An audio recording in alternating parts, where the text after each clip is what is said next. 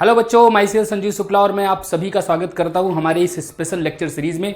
यह आपकी जो लेक्चर सीरीज है that is for mathematical statistics और आज के लेक्चर में हम बेसिक्स करने वाले हैं। मैं आपको इस लेक्चर में जो कवर कराऊंगा टॉपिक वो आपका शुरुआत से प्रोबेबिलिटी से तो नहीं होगा। जो आपने 11th-12th में प्रोबेबिलिटी पढ़ा है वो सारा चीज़ तो हम यहाँ पे नहीं करेंगे। जो जहाँ से एक्चुअल आपका जो है स्टैटिस्टिक्स वाला हिस्सा स्टार्ट होता है वो वाला हिस्सा हम स्टार्ट करने वाले हैं। एक बार देख लेते हैं क्विकली फिर भी कि हम क्या क्या टॉपिक्स इस पर्टिकुलर लेक्चर में कवर करने वाले हैं। थोड़ा सा बेसिक हम जरूर देखेंगे कि sample space and even space का क्या तात्पर्य है, क्योंकि जब बार बार हम आगे चीज़ें करेंगे तो इनका नाम लेना पड़ेगा हमको।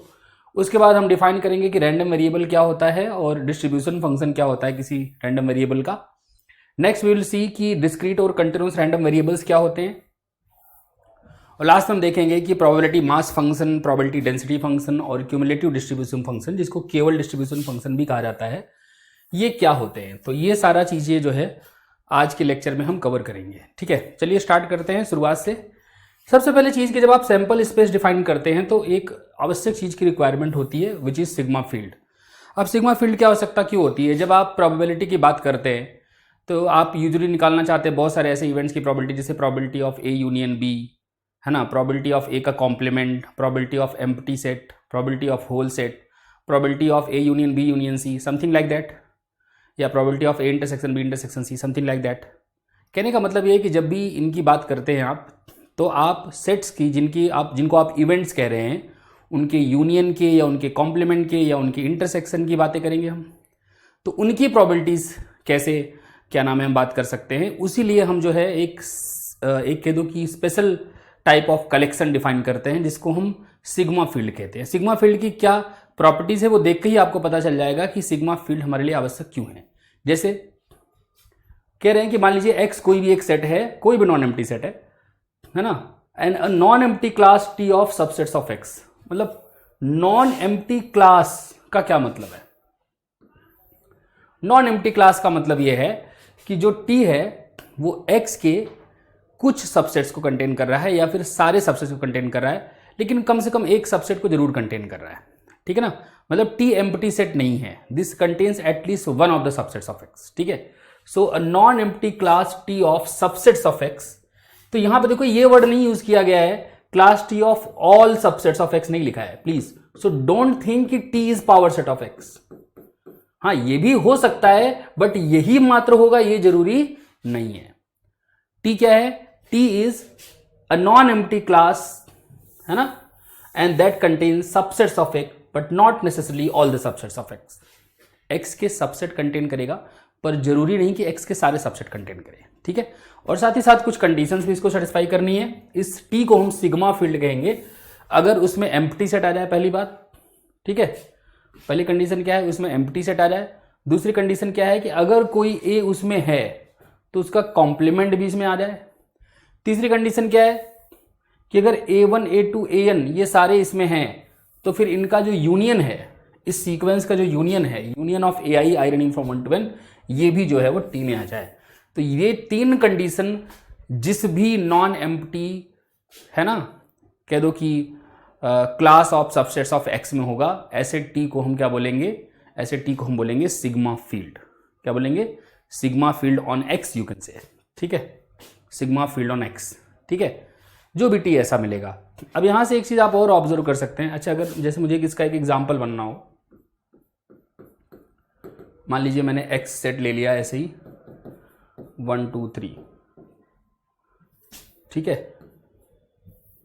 1 2 3। अब सपोज करो मैं ये टी बना लेता हूं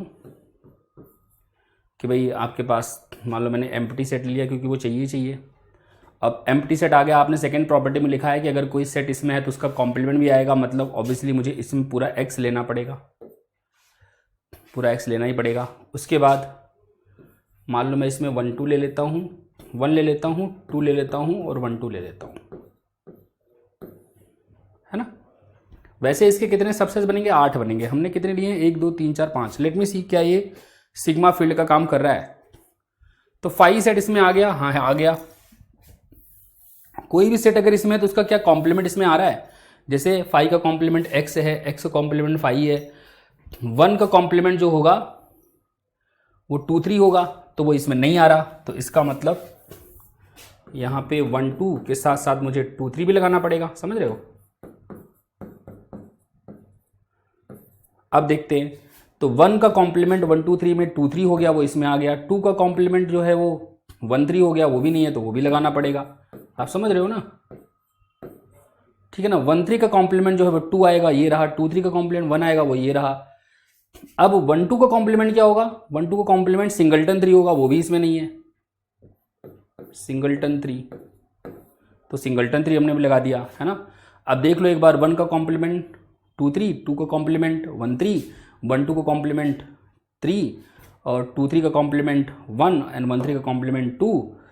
और अगर इनका यूनियन ले लिया जाए, अगर सबका यूनियन ले लिया जाए एक साथ, तो सबका यूनियन ले लोगे तो ज़्यादा ज़्यादा बनेगा 1 2 3, और 1 2 3 इसका एलिमेंट है। अगर इन दोनों का यूनियन लेते हो केवल तो 1 2 बन जाएगा, इन दोनों का लेते हो तो 1 2 बन जाएगा, अगर इन तीनों का लेते हो तो 1 2 3 बन जाएगा, अगर 1 3 और 2 3 का लेते हो तो 1 2 3 बन जाएगा, 3 और 2 का लेते हो तो 2 3 बन जाएगा, 3 और 1 का लेते हो तो 1 3 बन जाएगा। तो आप देख पा रहे होगे कि इसमें ये भी कंडीशन सेटिस्फाई हो रही है, ठीक है। तो इसमें 5 भी आ गया, इसमें कोई ए है तो उसका कॉम्प्लीमेंट भी आ गया, और इसमें कोई भी अगर आप सीक्वेंस ऑफ सेट्स लेते हो तो उनका यूनियन करने पे भी वापस इसी में आ रहा है। तो मतलब this qualifies for sigma field, ठीक है। फिर भी एक बार ध्यान से जरूर चेक कीजिएगा, हो सकता है कोई चीज़ मिसिंग हो, बट आई थिंक ये पूरा फॉर्म कर रहा है, ठीक है। तो सिग्मा फील्ड का बस सिंपल मतलब है कि ये सारी प्रॉपर्टी सेटिस्फाई होनी चाहिए। अब एक इंटरेस्टिंग चीज़ ये है कि आपने कहा है, ध्यान से देखना, आपने कहा है कि सिग्मा फील्ड अगर है ना, सिग्मा फील्ड अगर है तो अगर ए है सिग्मा क्या नाम है टी में, सिग्मा फील्ड अगर टी है अपने पास, अगर ए टी में है तो आपने कहा ए का कॉम्प्लीमेंट भी टी में आएगा, है ना। आपने कहा क्लोज अंडर कॉम्प्लीमेंटेशन, है ना, या क्लोज अंडर टेकिंग कॉम्प्लीमेंट्स। अब आपने पहली प्रॉपर्टी में क्या कहा है, फ्रॉम फर्स्ट प्रॉपर्टी, कि फाई जो है टी में है तो फाई का कॉम्प्लीमेंट भी फिर टी में आना चाहिए, और फाई का कॉम्प्लीमेंट अगर टी में आ रहा है इसका मतलब ये हुआ कि पूरा एक्स जो है जिसके ऊपर आप सबसेट्स ये सारे कंसिडर कर रहे हो वो टी में आना चाहिए। तो आपने अलग से रिक्वायरमेंट तो नहीं रखी है कि एक्स टी में आना चाहिए, बट जो रिक्वायरमेंट आपने सिग्मा फील्ड बनाने की रखी है उसमें पहली रिक्वायरमेंट से ही ये हम प्रूव कर पा रहे हैं कि एक्स पूरा का पूरा टी में आना चाहिए, ठीक है। दूसरा देखिएगा, आपने कहा कि आर्बिट्रेरी यूनियन मतलब आप आर्बिट्रेरी यूनियन नहीं, basically will be considering sequences only. तो अगर आपके पास a1 a2 an so on ये कोई भी एक सीक्वेंस ऑफ सेट्स है टी में, तो कह रहे हैं कि इनका यूनियन भी टी में आना चाहिए, है ना, ठीक है। ये प्रॉपर्टी हम यूज करते हैं। अब मान लीजिए इधर देखिएगा, मान लीजिए अपने पास a1 a2 an ये टी में है। मैं क्या डिफाइन कर रहा हूं उसको ध्यान सुनिएगा कि am equal to the empty set for all m greater और इक्वल टू n+1। मतलब a1 a2 an होंगे कुछ टी में, बट उसके आगे के सारे जो है मैं एम्प्टी सेट ले रहा हूं। तो अब अगर मैं बात करूं यूनियन ऑफ, ध्यान सुनना है मेरी बात, अगर मैं यूनियन ऑफ ai की बात करूं i running from 1 to infinity, तो क्योंकि इस यूनियन को आप ब्रेक करोगे तो क्या आएगा, ये आएगा a1 union a2 union so on union, कहीं पे an आएगा, उसके आगे कहीं पे an+1 आएगा, एंड सो ऑन।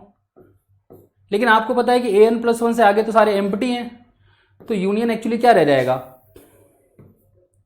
यूनियन आपका रह जाएगा a1 union a2 union dot dot dot union an, और if you want you can write union of i running from 1 to n।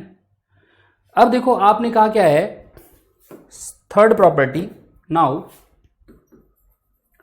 ये a1 a2 and so on an, और उसके आगे phi जो आपने लगाए थे सारे sorry, they are elements of T. तो अगर ये टी के एलिमेंट है तो भाई third property of sigma field, इनका जो यूनियन आएगा I running from 1 to n sorry infinity, वो भी टी का एलिमेंट होगा। लेकिन अभी हमने देखा कि ऐसी परिस्थिति में जो ये यूनियन इन्फिनिटी तक आता है दरअसल वो n तक ही होता है। तो मतलब यहां से ये पता चल गया union of I running from 1 to n belongs to T. अब इससे फायदा क्या होगा, मतलब आप पूछ सकते हो सर ये हम स्पेशली क्यों कर रहे हैं। तो आप ऐसे समझो, आपने कहा था सिग्मा फील्ड में रिक्वायरमेंट ये है कि whenever we have a sequence of sets in T the union of the sequence of sets must be in T again. ठीक है, बट वहां पे आपने सीक्वेंस लिया था, वहां पे इन्फिनिटली मेनी सेट्स लिए थे। तो क्वेश्चन ये दिमाग में आ सकता है कि क्या फाइनाइटली मेनी सेट्स के लिए भी होल्ड करेगा? तो होल्ड करेगा, हमने अभी प्रूव कर दिया। अगर A1 A2 AN finitely many sets हैं टी में, है ना, तो उनका जो यूनियन है वो भी टी में आएगा। तो इनफाइनाइट यूनियन भी टी में आएगा और फाइनाइट यूनियन भी टी के एलिमेंट्स का टी में ही आएगा। तो क्लोज अंडर टेकिंग क्या नाम है, countable unions, and it is also close under taking finite unions. ठीक है, कौन? Sigma field. ठीक है, तो ये हो गया। अब क्वेश्चन ये कि ठीक है सर, आपने ये तो कह दिया कि यूनियन आएगा, बट सर आपने कहा था कि कभी कभी प्रॉपर्टी इंटरसेक्शन की भी निकालेंगे। ठीक है ना, तो क्या इन तीनों प्रॉपर्टी से ये भी इंप्लाई हो रहा है क्या कि इंटरसेक्शन भी आएगा? तो उसके लिए देखिए इधर ध्यान से देखना, जरा ध्यान से अगला नोट देखिएगा। नोट, मान लीजिए अपने पास A1 A2 AN प्लस 1, अब छोड़ो क्या ही लिखे, सो ऑन लिख दो, they are all elements of T. तो अगर ये सारे टी में है तो फिर इनका जो कॉम्प्लीमेंट होगा, A1 का कॉम्प्लीमेंट, A2 का कॉम्प्लीमेंट, AN का कॉम्प्लीमेंट, ये भी टी में होगा by second property of being sigma field. T is everywhere sigma field, जहां पे मैं यहां लिख रहा हूं। अब अगर ये टी में आ गए तो फिर इनका जो यूनियन होगा AI कॉम्प्लीमेंट्स का, I running from 1 to infinity, that must be an element of T. अब अगर इनका यूनियन टी का एलिमेंट है तो फिर से वही प्रॉपर्टी लगा दो, कॉम्प्लीमेंट वाली फर्स्ट प्रॉपर्टी, कि जो इनका कॉम्प्लीमेंट आएगा वो वापस टी का एलिमेंट होना चाहिए। लेकिन यूनियन का कॉम्प्लीमेंट क्या होता है? यूजिंग डिमॉर्गन्स लॉ, आपने पढ़ा होगा सेट थ्योरी में, यूनियन का कॉम्प्लीमेंट होता है कॉम्प्लीमेंट्स का इंटरसेक्शन। तो जहां जहां आपका यहां पे यूनियन है वहां वहां इंटरसेक्शन आ जाएगा। तो intersection I running from 1 to infinity, और AI के कॉम्प्लीमेंट आपने ऑलरेडी लिए थे और कॉम्प्लीमेंट्स लग जाएंगे हर एक में इंडिविजुअल, है ना। तो अब कॉम्प्लीमेंट का कॉम्प्लीमेंट तो वही सेट आ जाता है। तो इसका मतलब ये हुआ कि जो सिग्मा फील्ड है उसकी डेफिनेशन में तो रिक्वायर्ड ये है कि it is closed with respect to taking countable unions, but हमने अभी प्रूव कर दिया it is also closed with respect to taking countable intersections. ठीक है ना। तो अगर A1 A2 और क्या नाम है कितने भी आपके पास हैं, और अगर वो सारे टी में हैं तो उनके जो इंटरसेक्शन है वो भी टी में आएगा ना। तो क्वेश्चन इज कि ठीक है सर, आर्बिट्रेरी मतलब काउंटेबल यूनियन के लिए तो आपने प्रूव कर दिया, इनफाइनाइट यूनियन इनफैक्ट, लेकिन सर क्या फाइनाइटली मैनी के लिए भी ये होल्ड करेगा जैसे आपने यूनियन में किया था? मतलब क्वेश्चन ये है, अगला नोट देखिएगा, कि मान लीजिए आपने कह दिया कि सर A1 A2 AN ये टी के एलिमेंट है, तो क्या सर इनका जो इंटरसेक्शन होगा A1 A2 AN का, क्या वो भी टी में आएगा? ऑब्वियसली आएगा। A1 A2 AN टी में है तो A1 का कॉम्प्लीमेंट, A2 का complement and so on AN का कॉम्प्लीमेंट टी में आएगा। और अभी हमने प्रूव किया था कि फाइनाइट यूनियन भी जो है टी के एलिमेंट्स का टी में आता है ना। अब यहाँ पे वापस से वही डिमॉर्गन्स लॉ लगाने के लिए फिर से पूरे का कॉम्प्लीमेंट ले लो, I रनिंग फ्रॉम 1 to, वहाँ तक है भैया ये, I running from 1 to n, समझ रहे हो। तो यहाँ से फिर से you take complement, that will be an element of T, और ये अपना क्या हो जाएगा डिमॉर्गन्स भाई साहब के यूज से, that will be I running from 1 to n AI complement का कॉम्प्लीमेंट बिलोंग्स टू टी। इसका मतलब वही हुआ कि intersection of I running from 1 to n belongs to T. ठीक है, तो हमने देखा कि सिग्मा फील्ड जो है वो टेकिंग आर्बिट्रेरी में बार बार वर्ड यूज कर रहा हूँ जब तो मैं काउंटेबल की बात कर रहा हूँ। यहाँ पे सीक्वेंस कोई भी उठा रहे हो अगर आप टी के अंदर सेट्स का, तो उनका यूनियन भी उसी टी में आएगा, और अगर सीक्वेंस कोई सेट्स का उठा रहे हो टी के अंदर तो उनका इंटरसेक्शन भी टी में आएगा। फाइनाइट नंबर ऑफ सेट्स अगर टी में ले रहे हो तो उनका यूनियन और उनका इंटरसेक्शन दोनों ही टी में आएगा।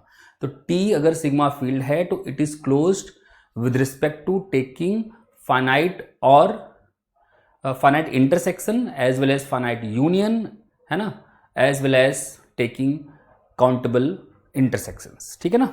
तो ये सारी चीजें हमने यहाँ पे बता दिया इस टी के संदर्भ में, है ना।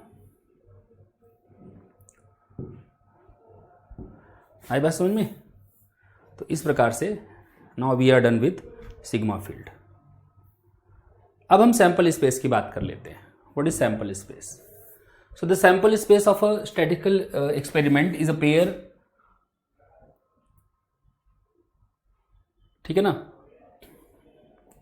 ओम कॉमा एस, है ना, ओम सिंबल पढ़ते थे ना फिजिक्स में, तो ओम कॉमा एस वाले कुछ और भी लिख सकते थे if you want, where ohm is the set of all possible outcomes of the experiment and S is a sigma field over ohm, ठीक है ना। अच्छा यहां पे गड़बड़ हो गया, this has to be sigma, this has to be sigma, this is not a, this is sigma, ठीक है, typo error, this is sigma. So S is a sigma field of subsets of ओम। अब इसका मतलब ये नहीं कि सारे subsets लेने हैं इसके, जैसा कि मैंने अभी समझाया कि सारे सबसेट लेने की जरूरत नहीं है, बस आपको वो 3 प्रॉपर्टी सेटिस्फाई करानी है, बस वो सिग्मा फील्ड कहलाएगा, ठीक है। सारे ले लोगे तो डेफिनेटली वो प्रॉपर्टी सेटिस्फाई होगी। मतलब जब सिग्मा फील्ड की आप बात करते हैं तो एक सिग्मा फील्ड तो ऑब्वियस है, कौन सा वाला, जो इसमें पूरा सारा का सारा ही क्या नाम है आप सबसेट्स ले लो, ठीक है। बट उसके अलावा भी उससे कम ऑर्डर वाले सिग्मा फील्ड्स भी पॉसिबल हैं, ठीक है। अब जब आपके पास सैंपल स्पेस की बात की जाएगी, हमेशा सैंपल स्पेस में दो पेयर आपको पता होने चाहिए। एक तो उस एक्सपेरिमेंट के आउटकम्स क्या आ रहे हैं वो पता होना चाहिए, और एक आप हमेशा जब भी मैं सैंपल स्पेस की बात करूंगा तो आउटकम्स का एक सेट तो होगा ही होगा, साथ ही साथ हम उस आउटकम्स के सेट के कुछ सबसेट्स का कलेक्शन ऐसा लेंगे कि वो सिग्मा फील्ड बन जाए। और सिग्मा फील्ड बनने से फायदा ये है कि देखो जब हम प्रोबेबिलिटी की बात करते हैं तो यूनियन, इंटरसेक्शन, कॉम्प्लीमेंट, इन्हीं की तो प्रोबेबिलिटी की बात करते हैं, है ना। तो हमको एक ऐसा चाहिए कलेक्शन सबसेट्स ऑफ कह दो कि ओम, जिसमें कि आपका यूनियन भी आ जाए, इंटरसेक्शन भी आ जाए उनके एलिमेंट्स का, कॉम्प्लीमेंट भी आ जाए, इसलिए इसको सिग्मा फील्ड जो है वो मान के चलते हैं, ठीक है। So where this is the set of all possible outcomes and this S is sigma field of subsets of this. अब यहाँ पे समझने वाली बात ये है कि एलिमेंट जो है ओम के, उनको सैंपल पॉइंट्स कहा जाता है। अभी मैं एग्जांपल दूंगा, डरो मत। इसके एलिमेंट्स को भी कॉल व्हाट, सैंपल पॉइंट्स। और जो एस के एलिमेंट है इनको हम इवेंट्स बोलते हैं, तो कहीं कहीं एस को इवेंट स्पेस भी बोला जाता है ना। ओम को सैंपल स्पेस बोलते हैं और एस को इवेंट स्पेस बोलते हैं, ठीक है। ये टर्मिनोलॉजीज अलग अलग पुस्तकों में आपको अलग अलग दिखेंगी, ठीक है। So the elements of S R called events. अगर जो आपका ओम है, मतलब अगर आपके जो आउटकम्स का जो कलेक्शन है अगर वो फाइनाइट सेट है, तो ये जो आपका है सैंपल स्पेस, जो ऑर्डर्ड पेयर जिसको आप सैंपल स्पेस कहते हैं, इसको हम बोलते हैं फाइनाइट सैंपल स्पेस। ऐसे ही अगर ये एटमोस्ट काउंटेबल है तो इसको हम बोलते हैं डिस्क्रीट सैंपल स्पेस। और अगर ये अनकाउंटेबल है, इज एन अनकाउंटेबल सेट, ठीक है, तो हम इसको क्या बोलते हैं, if it is an uncountable set, है ना, तो ये जो है आपका ohm comma S, this is called an uncountable sample space. और ऐसे ही अगर आपका जो ओम है that is some rectangle in R N, तो इस ओम कॉमा एस को हम बोलते हैं कंटिन्यूअस सैंपल स्पेस। इसका मतलब क्या है, रेक्टेंगल और आर एन, तो रेक्टेंगल और आर एन, जैसे आर एन में अगर मैं R1 की बात करूं, दैट मीन्स मैं रियल नंबर्स की बात करूं, तो उसमें रेक्टेंगल्स मतलब ये हो गए ओपन इंटरवल्स या close intervals, any type of interval, ठीक है। और अगर मैं R2 में बात करूं तो रेक्टेंगल का मतलब हो गया ऐसा कुछ, A, B cross C, D type का, मतलब ऐसा कुछ, यहां A से B गया कहीं, यहां कहीं C से D गया, है ना। तो ये जो आपका रीजन है that is rectangle in R2। ऐसे ही R3 में करोगे तो क्यूबॉइड बन जाएगा, एंड सो ऑन। ऐसे हायर डायमेंशंस में you can talk about rectangles, ठीक है। तो रेक्टेंगल से तात्पर्य ये है, ठीक है ना। तो अगर सिग्मा एक रेक्टेंगल है Rn में, अब Rn में n कुछ भी हो सकता है, तो चाहे वो 1 हो चाहे 2 हो, जो भी हो, तो ऐसे केस में इस सैंपल स्पेस को भी कॉल कंटिन्यूअस सैंपल स्पेस, ठीक है। तो डिस्क्रीट सैंपल स्पेस क्या होता है, फाइनाइट सैंपल स्पेस क्या होता है, अनकाउंटेबल सैंपल स्पेस क्या होता है, और कंटिन्यूअस सैंपल स्पेस क्या होता है, ये सारी चीजें हमने आपको यहाँ पे बताने का प्रयास किया, ठीक है। ओके, अब एक उदाहरण से समझाते हैं। Let us toss a coin and let this ohm be the set of all symbols H and T. Where H denotes the head and T represent the tail. तो मतलब जो आपका ओम है उसमें क्या एलिमेंट आ गए इस पर्टिकुलर एक्सपेरिमेंट में, एक हेड आ सकता है या फिर टेल आ सकता है। अब ये कह रहे हैं कि let S be the sigma field of all subsets of this. तो फिर एस में क्या एलिमेंट आएंगे, इसमें ऑल सबसेट्स बोल दिया तो इसमें फाई आएगा, सिंगलटन एच आएगा, सिंगलटन टी आएगा और सिंगलटन एच कॉमा टी आएगा, सॉरी एच कॉमा टी आएगा, सिंगलटन नहीं रहेगा, 2 एलिमेंट है इसमें। तो ये आपका सैंपल स्पेस किससे रिलेटेड जो आपका सिग्मा फील्ड की बात कर रहे थे। क्या बोला इन्होंने सिग्मा फील्ड को, उन्होंने बोला है कि ऑल सबसेट्स ऑफ क्यू। अब ऑल सबसेट्स ऑफ क्यू अगर नहीं कहा होता तो कुछ स्पेसिफिक सबसेट्स भी लेकर के आप जो है सैंपल स्पेस बना सकते थे, ठीक है ना। तो कुछ स्पेसिफिक इसमें अगर लेते, जैसे ये एक S1 हो गया, मैं एक ये भी ले सकता था अगर मैं S2 ले लूँ, phi comma sigma phi comma ohm only, है ना, मतलब फाई कॉमा HT बेसिकली। तो ये भी एक सिग्मा फील्ड है, नहीं इसका कॉम्प्लीमेंट ये आ जाएगा, इसका कॉम्प्लीमेंट ये आ जाएगा, दोनों का यूनियन ये आ जाएगा, दोनों का बस हो गया, ये तो चाहिए और क्या चाहिए, यूनियन कॉम्प्लीमेंट और क्या नाम है,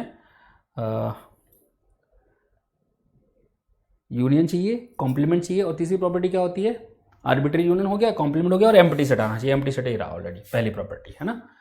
तो ये भी एक सिग्मा फील्ड है, इज ए सिग्मा फील्ड है, ये भी सिग्मा फील्ड है, ये भी सिग्मा फील्ड, लेकिन फर्क क्या है, इसमें सारे सबसेट्स लिए हैं आपने और इसमें केवल 2 सबसेट्स लिए हैं, ठीक है। तो जरूरी नहीं कि सारे सबसेट्स लेने ही पड़े आपको। इसी प्रकार से अगर मैं बात करूं 2 कॉइन टॉस होने की, तो हो सकता है या एक कॉइन को 2 बार टॉस करने की, मान लिया पहली बार एच आया, है ना, दूसरी बार भी एच आया, पहली बार एच आया, दूसरी बार टेल आया, है ना, ऐसे ही पहली बार टेल आया, दूसरी बार हेड आया, ऐसे सोमन, मतलब इस प्रकार से ये 4 पॉसिबल आउटकम्स आपके पास है अगर 2 बार कॉइन को टॉस करते हो तो, है ना। अब इसके अगर तुम सारे सबसेट्स का सिग्मा फील्ड बना लो, है ना, this is the sigma field, is the sigma field of all the subsets of this, है ना। कितने एलिमेंट है इसमें, 1 2 3 4, तो इसमें 16 होने चाहिए, देख लेना, आई थिंक 16 होने हैं, 1 2 3 4 5 6 7 8 9 10, हाँ ठीक है, 11 12 10। उसके बाद 1 मिनट, 1 2 3 4 5 6 7 10 गिन लिया था अभी, यहाँ से 8, है ना, ये 9, ये 10, ये 11, ये 12, है ना, फिर ये आपका हो गया 13, फिर ये हो गया 14, फिर हो गया 15 और एक पूरा 16, है ना। तो ये आपका sigma field of all subsets है। आप इससे छोटी सिग्मा फील्ड भी बना सकते हो, ठीक है, छोटी सिग्मा फील्ड भी आप बना सकते हो। सिग्मा फील्ड का उपयोग केवल इतना है कि जब भी हम, जैसे आप लोग पढ़े होंगे, हम एक सैंपल स्पेस की बात करते हैं और एक इवेंट स्पेस की बात करते हैं। हम चाहते हैं कि जो अपना इवेंट स्पेस हो उसमें 2, कोई भी अगर आप इवेंट लेते हो तो उनका यूनियन आए, हर इवेंट का कॉम्प्लीमेंट आए। तो यही बस प्रॉपर्टीज को मिला करके जो भी ऐसे सेट ऐसी कंडीशन सेटिस्फाई करते हैं, तीनों, यूनियन वाला, कॉम्प्लीमेंट वाला, है ना, और एम्प्टी सेट आने वाला, उसको हम क्या बोल देते हैं, इवेंट स्पेस बोल देते हैं, ठीक है ना। तो corresponding to every sample space we always associate an event space and that event space has to be a sigma field, ठीक है। क्यों, क्योंकि वही probabilities निकालनी है, यूनियन इंटरसेक्शन वगैरह के रिस्पेक्ट में क्लोज होना चाहिए, ठीक है, दैट इज वाई, ओके। अब अगर आप सैंपल स्पेस की बात करें कि भाई एक कॉइन को तब तक टॉस करना है जब तक कि हेड ना आ जाए, तो हो सकता है पहली बार में हेड आ जाए, हो सकता है दूसरी बार में हेड आए, हो सकता है तीसरी बार में हेड आए, हो सकता है चौथी बार में हेड आए, ऐसा होने चलता ही रहेगा, पता नहीं कितनी बार में हेड आए, है ना। तो ये सैंपल स्पेस हो जाएगा। और इस पे जो है अगर आप सिग्मा फील्ड डिफाइन करना चाहते हैं तो फिर आपको देखना पड़ेगा कि कौन सा सिग्मा फील्ड ले सकते हैं। इसके तो सारे अगर सबसेट्स ले लोगे तो कितने सारे बन जाएंगे, वो अनकाउंटेबल बन जाएंगे, ठीक है ना, क्योंकि ये सेट खुद ही काउंटेबली इनफाइनाइट बनेगा। अब बात करते हैं प्रोबेबिलिटी फंक्शन की। प्रोबेबिलिटी फंक्शन किसे कहते हैं और क्या होता है ये? मान लीजिए आपके पास कोई भी एक सैंपल स्पेस है। मैंने कहा था जब भी हम सैंपल स्पेस की बात करेंगे हमेशा हमारे पास एक आउटकम्स का सेट होगा और एक उसके ऊपर सिग्मा फील्ड होगा, ठीक है। तो जहां पे भी एस मेंशन किया गया है याद रखिएगा that S is a sigma field, ठीक है। सो अब यहां पे एक वर्ड यूज कर रहे हैं सेट फंक्शन। सेट फंक्शन का मतलब क्या है, जैसे यूजुअल आपके फंक्शंस कैसे होते हैं कि भाई नंबर पे कोई नंबर वैल्यू देते हैं, है ना, कोई नंबर रखोगे तो कोई नंबर आएगा। यहाँ पे सेट फंक्शन का मतलब है कि उनका जो डोमेन है उसमें सेट्स हैं, है ना, उनका जो डोमेन है उसमें सेट्स हैं, मतलब that function is defined for sets. मतलब जैसे हम रखते हैं ना कि एफ ऑफ 2, तो यहाँ पे एफ ऑफ 2 के बजाय हम लिखेंगे एफ ऑफ सम सेट, ठीक है, पी ऑफ सम सेट या क्यू ऑफ सम सेट जो भी है, तो सेट के लिए डिफाइंड है, ठीक है ना, मतलब उनकी वैल्यूज किस पे निकाली जाएंगी, सेट्स पे निकाली जाएंगी, ठीक है। तो ऐसे फंक्शन की बात कर रहे हैं। A set function p defined on s, किस पे डिफाइंड होगा बेटा ये, तो p जो है वो हमेशा s पे डिफाइंड होगा, s से लेकर के कहां तक होगा, वैसे तो प्रूव करते हैं बट ठीक है, चलो मैं अभी r तक लिख देता हूं, but it can be prove कि ये हमेशा 0 और 1 के बीच में रहने वाली है वैल्यू, ठीक है, बट ठीक है। तो p s से r तक होता है, और कैसा होता है, जो ये 3 कंडीशन सेटिस्फाई करे। पहला, हर एलिमेंट जो a में है उसकी p वैल्यू हमेशा ग्रेटर इक्वल टू 0 हो। अब p वैल्यू हालांकि स्टैटिस्टिक्स में अलग ही कंसेप्ट है, बट यहाँ पे p वैल्यू का मतलब हुआ प्रोबेबिलिटी ऑफ a। तो probability of a greater equal to 0 हो, हर एक इवेंट की प्रोबेबिलिटी ग्रेटर इक्वल टू 0 होती है, और जो पूरा आपका सैंपल स्पेस है ओम, उसकी प्रोबेबिलिटी जो है वो 1 होती है। और अगर आपके पास एजेस जो हैं एक सीक्वेंस ऑफ डिजवाइंट सेट्स हैं एस में, तो उनके यूनियन की जो प्रोबेबिलिटी है वो उनके प्रोबेबिलिटीज का सम हो जाती है। तो यूनियन की प्रोबेबिलिटीज का सम अगर आप कंसिडर कर रहे हो, क्या, अगर आप कंसिडर कर रहे हो सेट्स जो कि डिजवाइंट है, ठीक है, कोई भी दुनिया का फंक्शन किसी भी सैंपल स्पेस ओम के लिए अगर किसी गिवन सिग्मा फील्ड एस पे ये 3 कंडीशन सेटिस्फाई करता है, ऐसे फंक्शन को हम प्रोबेबिलिटी फंक्शन कहते हैं या प्रोबेबिलिटी सेट फंक्शन कहते हैं। क्या बोलते हैं, प्रोबेबिलिटी सेट फंक्शन, ठीक है। सबसे ऑब्वियस वाला कौन सा है, जो आपको प्राइमरी में सिखाया जाता है, जिसमें आप बोलते हो probability of A is number of favourable outcomes upon में टोटल नंबर ऑफ आउटकम्स, है ना, उसको वो आपका कह दो कि सबसे इजीएस्ट एग्जाम्पल है प्रोबेबिलिटी सेट फंक्शन का, ठीक है। लेकिन उसके अलावा और तमाम प्रकार के सेट फंक्शन जो है बनाए जा सकते हैं। हमेशा जो है आपको ये भी पता है कि जरूरी नहीं कि इसकी जरूरत क्या पड़ी, है ना, ये भी प्रश्न दिमाग में आ सकता है कि हमारे पास 11th 12th में ऑलरेडी कंसेप्ट था जब प्रोबेबिलिटी का, तो काहे ये इसके चक्कर में हम पढ़ रहे हैं, क्या फ़र्क है इसमें और उसमें। तो यहाँ पे अगर आप देखो तो प्रोबेबिलिटी हमने डिफाइन नहीं किया है कि प्रोबेबिलिटी ये होती है, हमने कहीं बताया नहीं कि ऐसे प्रोबेबिलिटी निकालते हैं। हमने कहा कोई भी फंक्शन जो ये 3 कंडीशन सेटिस्फाई कर देगा किसी भी सैंपल स्पेस ओम और किसी भी सिग्मा फील्ड ओवर ओम एस के लिए, जो ये 3 कंडीशन सेटिस्फाई कर देगा, हम बोल देंगे वो प्रोबेबिलिटी फंक्शन है, ठीक है। तो मैंने यहाँ कहीं नहीं कहा कि यहाँ पे प्रोबेबिलिटी ए बराबर number of favourable outcomes upon में टोटल नंबर ऑफ आउटकम्स, ये मैंने बोला ही नहीं कहीं। कोई भी फंक्शन जो ये काम करता हो, तीन हरकतें करता हो, ये 3 प्रॉपर्टी सेटिस्फाई करता हो, that will be called as a probability set function, ठीक है, कोई भी हो सकता है वो।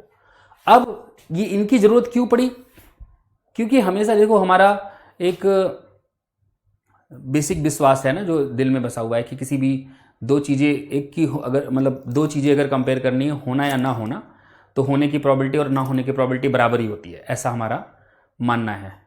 परंतु ये सत्य नहीं है, आप भी अच्छी तरीके से वाकिफ है। क्या प्रोबेबिलिटी है कि आपके घर में लगा हुआ पंखा जो है वो गिर जाएगा, आप कहोगे 50-50 है। इसका मतलब आप कहीं ये कह रहे हो ना कि 100 पंखों में से 50 पंखे गिर जाते होंगे, यही तो कह रहे हो आप। 50-50 अगर चांस है तो इसका मतलब ये होगा कि भाई 100 पंखे अगर होंगे दुनिया में कहीं तो 50 पंखे तो गिर जाते होंगे। क्या ये सत्य है? ऐसी क्या प्रोबेबिलिटी है कि आप चलती हुई ट्रेन से कूद जाओ तो आप बच जाओगे? क्या प्रोबेबिलिटी है? 120 की रफ्तार से चल रही है ट्रेन, आप कूद गए, आप बच जाओगे, इसकी क्या प्रोबेबिलिटी है? देखा जाए तो बहुत कम प्रोबेबिलिटी है कि बचोगे। लेकिन आप अगर पूछा जाए तो आप दिमाग में हमारे तुरंत उत्तर क्या आएगा? 50-50 चांसेस है, बच भी सकते हैं, नहीं भी बच सकते हैं। परंतु आपको भी पता है ये सत्य नहीं है। तो ऐसे बहुत सारे हमारे पास एक्सपेरिमेंट्स हो सकते हैं जिनमें जो भी आपके इवेंट्स हैं उनके घटने की या ना घटने की जो प्रोबेबिलिटी है, जरूरी नहीं कि वो मतलब बराबर हो, या ऐसा कहा जाए जरूरी नहीं कि वो इक्वली लाइकली इवेंट्स हों। इसको ऐसे शब्दों में बोला जाता है कि जरूरी नहीं कि वो इक्वली लाइकली इवेंट्स हों। पंखे का गिरना ना गिरना इक्वली लाइकली नहीं है। 120 की रफ्तार से चलती हुई ट्रेन से कूद जाओ, तुम बच जाओगे या नहीं बचोगे, ये इक्वली लाइकली नहीं है, ठीक है ना। तो इक्वली लाइकली इवेंट्स जब नहीं होती हैं तो उनको डील करने के लिए हमारा जो क्लासिकल प्रोबेबिलिटी वाला मेथड है वो काम नहीं करता है। तो उसके लिए हमको कुछ और अलग चाहिए, जहाँ पे इवेंट्स इक्वली लाइकली ना हो, ऐसा कुछ चाहिए हमको, ठीक है ना। ऐसा कुछ हमको क्या नाम है उसमें कह दो कि बनाना पड़ेगा, है ना। तो हमने वही कह दिया कि भाई जरूरी नहीं है कि इक्वली लाइकली इवेंट्स हों, जरूरी नहीं है कि यहाँ पे जितने भी एस के एलिमेंट हैं, है ना, सॉरी जो ओम के एलिमेंट है सबकी आने की प्रोबेबिलिटी सेम हो, ठीक है। तो ऐसे केस में जैसे एक और एग्जांपल लेते हैं, आपको पता है कि भाई कॉइन टॉस करोगे या हेड आएगा या टेल आएगा, तो प्रोबेबिलिटी 50-50 है, ठीक है, कोई दिक्कत नहीं है 50-50, है ना। लेकिन क्या पता कॉइन को ऐसे तराशा गया हो कि तुम कुछ भी कर लो पलट के हेड की तरफ ही ज़्यादा बार आएगा, वो बायस्ड कॉइन जिसको कहते हैं, उसको ऐसे बनाया गया हो कि वो कुछ भी तुम घुमाओगे उसको तो फ्लिप होके वो जो है हेड को ऊपर कर देगा, है ना, हेड ही आएगा। तो ऐसे केस में क्या कर सकते हो फिर? तो फिर आप नहीं कह सकते ना 50-50 चांसेस हैं। और ये कैसे पता चलता है कि 50-50 चांसेस हैं या प्रोबेबिलिटी हाफ है? ये कैसे पता चलता है कि अगर आप 100 बार कॉइन उछालो तो आप सारी, अगर एक तरफ हेड लिख लो एक तरफ टेल लिख लो, तो आप टेबल बना के देख पाओगे लगभग अप्रॉक्सीमेटली 50% टाइम्स, या कह दो कि आधा बार जो है वो हेड आएगा और आधा बार टेल आएगा। लगभग कह रहा हूँ मैं, एग्जैक्टली नहीं, लगभग, इससे डिसाइड होता है, ठीक है ना। लेकिन अगर वही कॉइन जो है वो बायस्ड है, अनबायस्ड नहीं है, बायस्ड है, बायस्ड है मतलब उसको इस तरीके से तराशा गया है कि भाई हेड आना ज़्यादा चांसेस हैं उसके, तो फिर आप नहीं कह सकते कि हाफ प्रोबेबिलिटी है। ऐसे ही जब आप डाइस जो है क्या नाम है टॉस करते हैं, फेंकते हैं, है ना, तो उसमें 6 सिंबल बने हैं आपके ऊपर, 6 numbers, 1 dot 2 dot 3 dot 4 dot 5 dot 6 dot, है ना। अब वैसे तो अगर आप उसको क्या नाम है फेंकोगे तो कोई भी एक जो है नंबर ऊपर आने का जो आपका प्रोबेबिलिटी है दैट इज 1/6, है ना। 6 नंबर में किसी एक के आने की प्रोबेबिलिटी ऊपर 1/6 है, सबके बराबर चांसेस हैं। लेकिन यही अगर आप क्या नाम है उसको इस प्रकार से तराश सको, है ना, कि भाई क्या नाम है किसी एक नंबर के या किन्हीं 2 नंबर्स के आने के जो चांसेस हैं ज़्यादा हो जाएं, मतलब बायस्ड कॉइन, बायस्ड डाइस अगर आप ले लें, तो फिर वहाँ पे आपके यूजुअल जो क्लासिकल प्रोबेबिलिटी वाले मेथड्स हैं वो फेल हो जाएंगे। तो उन्हीं को इनकॉर्पोरेट करने के लिए हम जो है ये नया टेक्निक पढ़ रहे हैं जिसको हम एक्सियोमेटिक अप्रोच टू प्रोबेबिलिटी बोलते हैं। क्या बोलते हैं? Axiomatic approach to probability.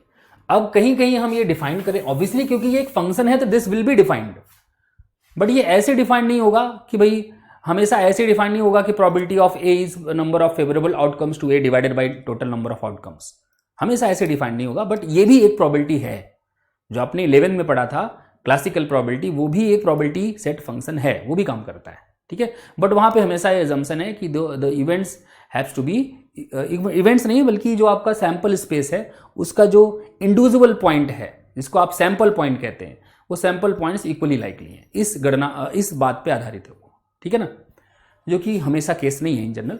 बहरहाल हम उस पर और ज्यादा डिटेल में नहीं जा रहे हैं, हम बस इतना कह रहे हैं आपसे कि probability set function is any function that satisfy these 3 conditions with respect to some sample space and some sigma field on the sample space, ठीक है।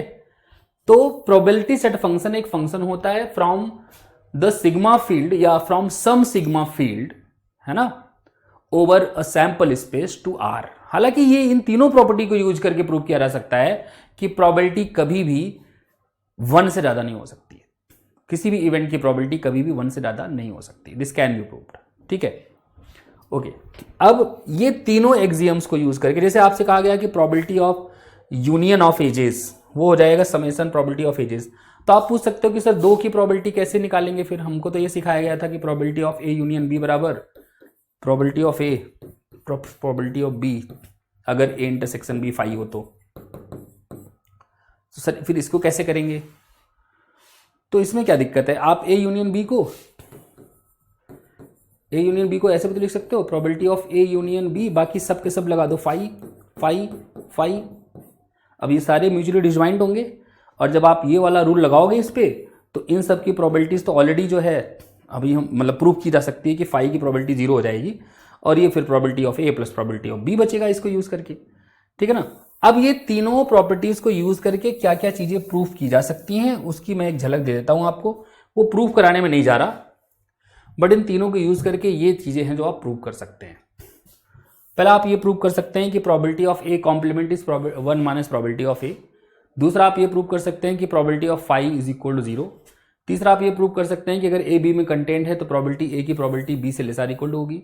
चौथा आप ये प्रूव कर सकते हैं कि अगर A1 A2 AN अगर फाइनाइट नंबर ऑफ इवेंट्स हैं आपके पास और ये सारे के सारे म्यूचुअली डिस्जॉइंट है ना, तो जो इनके यूनियन की प्रोबेबिलिटी होगी वो कुछ और नहीं बल्कि इनकी इंडिविजुअल प्रॉपर्टीज का सम होगा, इंडिविजुअल प्रोबेबिलिटीज का सम होगा। ये सारी की सारी properties using those 3 conditions you can prove. ये मान के नहीं प्रूव करोगे कि probability of A is number of favourable outcomes upon में टोटल नंबर ऑफ आउटकम्स, उसकी जरूरत नहीं पड़ेगी आपको। समझ रहे हो? ये सारी प्रॉपर्टीज बस उन्हीं 3 प्रॉपर्टीज को यूज करके प्रूव की जा सकती है। ठीक है, और ऐसे ही फिर आगे प्रोबेबिलिटी ऑफ ए को ये लिखा जा सकता है, probability of A minus B को ये लिख सकते हो कि ये तो बड़ा ऑब्वियस है क्योंकि A minus B is A intersection B complement, और probability of A minus B का एक रूप ये भी है, probability of A minus probability of A intersection B. ठीक है, तो ये सारी चीजें आप प्रूव कर पाओगे using only these 3 properties, nothing more than that. ठीक है, ओके। अब let's talk about what is random variable. वैसे तो नाम से, अब एक चीज बड़ी इंटरेस्टिंग है इसमें, रैंडम वेरिएबल कह तो रहे हैं इसको, बट ये बेचारा ना तो रैंडम है ना ही वेरिएबल है। ये होता क्या है? ये फंक्शन होता है। What is random variable? Random variable ना तो ये रैंडमली कुछ भी हो रहा है, याद रखना, प्री डिफाइंड है सब कुछ इसमें, और न ही ये कोई वेरिएबल है। ठीक है, ये क्या है? ये एक फंक्शन है। क्या, कहां से कहां तक फंक्शन है? तो अगेन मान लीजिए आपके पास ओम और ए, ये कोई सैंपल स्पेस है। जब भी मैं बोलता हूं कि ये सैंपल स्पेस है तो आपको पता चल जाना चाहिए कि अच्छा ये आउटकम्स का सेट है और ये जो है एक सिग्मा एल्जेब्रा है over omega. This A is a sigma algebra over omega, so this is a sample space. ठीक है, तो एक फंक्शन x जो ओम से लेकर के r तक डिफाइंड है, so any function x from omega to r, है ना, that is said to be a random variable if what? If AR जो सेट है आपका, AR सेट कैसे बनाया गया? उसमें वो सारे ओमेगा ले लिए गए हैं जिनके लिए x omega less or equal to x हो जाए, ये A का एलिमेंट आए। पहले मैं इस बात को समझाने का प्रयास करता हूं क्योंकि ये जो यहां पे लिखा गया है आपको कुछ पल्ले नहीं पड़ रहा होगा, ये ओमेगा कहां से आ गया, ये सब क्या हो क्या रहा है सर, ये हो क्या रहा है? चलो देखते हैं। आपको कहा गया कि ओम होगा कुछ सैंपल स्पेस के दो या आउटकम वाला सेट के दो, किसी भी एक्सपेरिमेंट के जो आउटकम्स होते हैं। ठीक है, ये मैंने रख लिया, और इधर आपका है सेट ऑफ रियल नंबर्स। ठीक है, अब यहां पे आपके पास एलिमेंट होंगे, मान लो एलिमेंट्स हैं ओमेगा 1, ओमेगा 2, ओमेगा 3, पता नहीं क्या एलिमेंट है, मुझे नहीं पता, काउंटेबल अनकाउंटेबल, बस मैं ऐसे ही बोल रहा हूं। इसमें एलिमेंट होंगे ओमेगा 1, ओमेगा 2, ओमेगा 3, मान लो, जरूर नहीं कि ये काउंटेबल ही हो सकता है अनकाउंटेबल हो। अब हर एलिमेंट जो इसका है उसको x किससे लिंक करेगा? Because x is a function from this to r, तो ये किसी न किसी रियल नंबर से एसोसिएट करेगा। जिस रियल नंबर से एसोसिएट करेगा उसका नाम x ओमेगा 1 है, इसको भी किसी से एसोसिएट करेगा, मान लो उसका नाम x ओमेगा 2 है, एंड सो ऑन। अब जो नहीं कि ये सब डिफरेंट पे ही एसोसिएट हो, ऐसा भी हो सकता है कि x ओमेगा 1 वही आ रहा हो जो x ओमेगा 2 आ रहा हो, वो अलग बात है।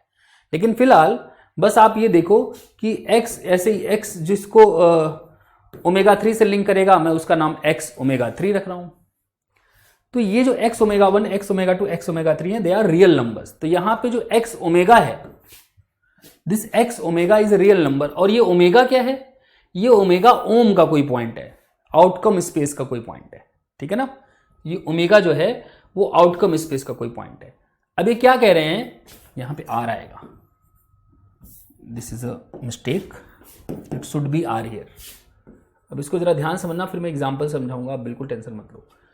कह रहे हैं कि हर रियल नंबर के लिए, चाहे जो रियल नंबर ले लो आर, अगर आप AR से डिफाइन करते हो जिसमें आप वो ओमेगा लेते हो जिनकी x ओमेगा वैल्यूज r से छोटी हैं, किससे छोटी हैं? r से, तो ये जो AR आएगा हर r के लिए इवेंट स्पेस में आएगा। कहां आएगा? इवेंट स्पेस में आएगा। जैसे एग्जाम्पल के लिए मान लीजिए मैंने एक्सपेरिमेंट कंसिडर किया है जिसमें मैं एक कॉइन को टॉस कर रहा हूं, तो ये अपने पास आ जाएगा हेड एंड टेल। ठीक है, मान लो मैंने ए जो है ये पूरा ही कलेक्शन ले लिया है, मतलब सपोज करो इट कंटेन्स 5H, है ना, फाई और क्या नाम है सिंगल्टन एच, सिंगल्टन टी और एच कॉमा टी, ठीक है, फाई एच सिंगल्टन टी और क्या नाम है एच टी। अब मैं एक x डिफाइन कर रहा हूं, मैं I am going to define a function from here to r। कैसे डिफाइन कर रहा हूं देखना, मैं कह रहा हूं कि x का वैल्यू मैं हेड पे 1 रखूंगा और x का वैल्यू t पे मैं 0 रखूंगा। सो this is a well defined function और नॉट। यहाँ पे आपका जो ओम है उसमें 2 एलिमेंट है, एक हेड है एक टेल है, और यहाँ रियल नंबर है आपका ये x है, h जो है वो किस पे जा रहा है 1 पे जा रहा है, t किस पे जा रहा है 0 पे जा रहा है ना। अब मैं ये कह रहा हूं कि अगर मैं इस सेट की बात करूं, किस सेट की, ए आर, जिसमें मैं वो ओमेगा लूंगा जिसके लिए x of omega less or equal to R हो, तो क्या हर रियल नंबर के लिए क्या ये ए का एलिमेंट बनेगा, वो देखना है बस मुझे, है ना, सिग्मा फील्ड का। तो कैसे देखोगे ये चीज, जरा ध्यान से देखना।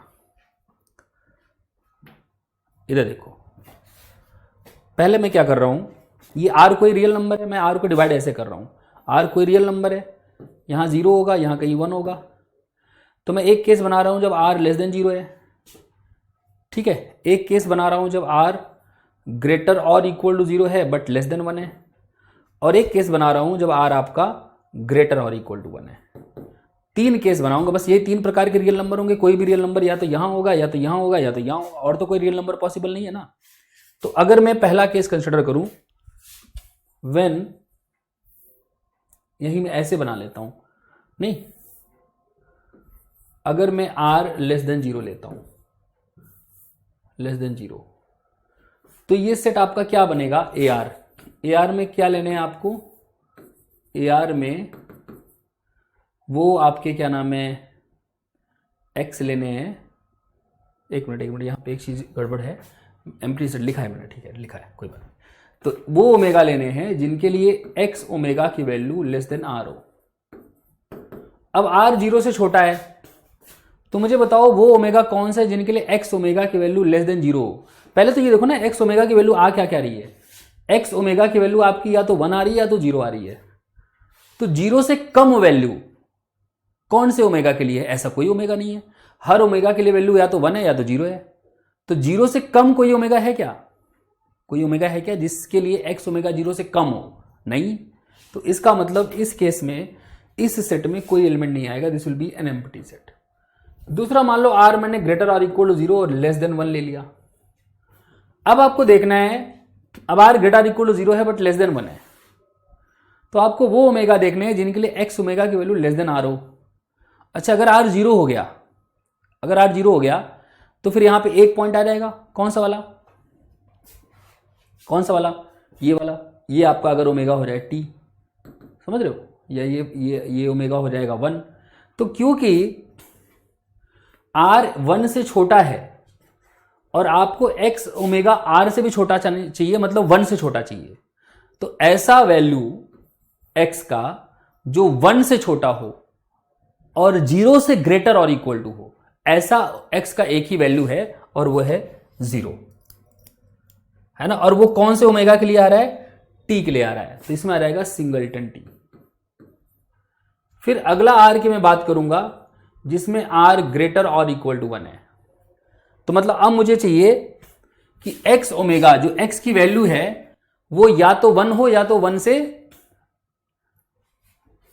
जो r की वैल्यू है या तो 1 है या 1 से ज्यादा है।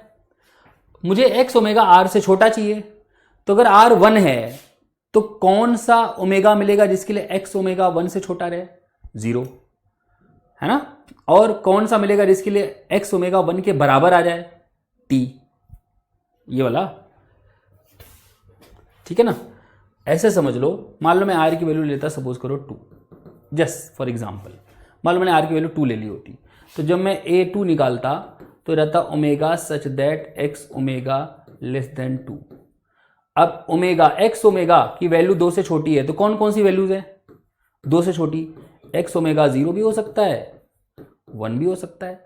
अब x ओमेगा अगर 0 है तो ओमेगा कौन था, x ओमेगा अगर 0 है तो ओमेगा कौन था, टेल, तो t आ गया, टेल, है ना। और अगर x ओमेगा 1 है तो ओमेगा कौन था, h, तो हेड आ गया। तो ऐसे ही केवल 2 नहीं, कोई भी r अगर आप ग्रेटर इक्वल टू 1 लेते हो तो इसमें बस h आएगा और t आएगा। केवल यही वो ओमेगा हैं जिनके लिए जब आप x ओमेगा निकालोगे तो वो हमेशा r से लेस देन होगा। ठीक है, तो ये आपका बन गया। अब अगर आप ये देखो ध्यान से, जो भी आपका AR आया है हर केस में, ये आपका जो AR आया है हर रियल नंबर के लिए, for every r belongs to r, ये जो AR आया है, क्या ये वापस एलिमेंट आया है कि नहीं आया है? किसका एलिमेंट? A का आया कि नहीं आया? आया ना। सो this is again element of H, sorry A, and इसका मतलब ये हुआ कि जो आपका ये x आपने डिफाइन किया था that is a random variable. केवल रैंडम वेरिएबल फंक्शन नहीं होता, random variable is not only a function from क्या नाम है आपका, outcome space to real numbers, है ना। उसको ये कंडीशन भी सेटिस्फाई करनी पड़ती है कि for any real number r, जो आपका ये AR सेट आपने बनाया है, इस AR सेट को हमेशा एज एन एलिमेंट होना पड़ता है of the sigma field defined over ohm, है ना। तो जो भी सिग्मा फील्ड, हमेशा देखो जब भी आपको सैंपल स्पेस की बात की जाएगी, एक आउटकम का सेट दिया होगा, आउटकम के सेट के साथ आपको क्या दिया होगा, आउटकम के सेट के साथ आपको एक सिग्मा फील्ड दिया होगा।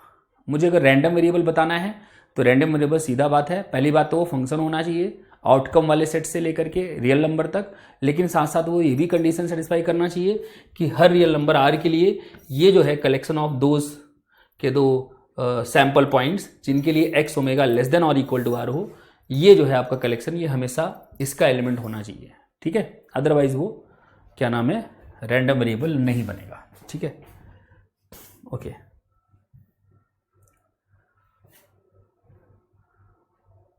अब एक चीज और ध्यान से सुनिएगा, ये जो आपका है note,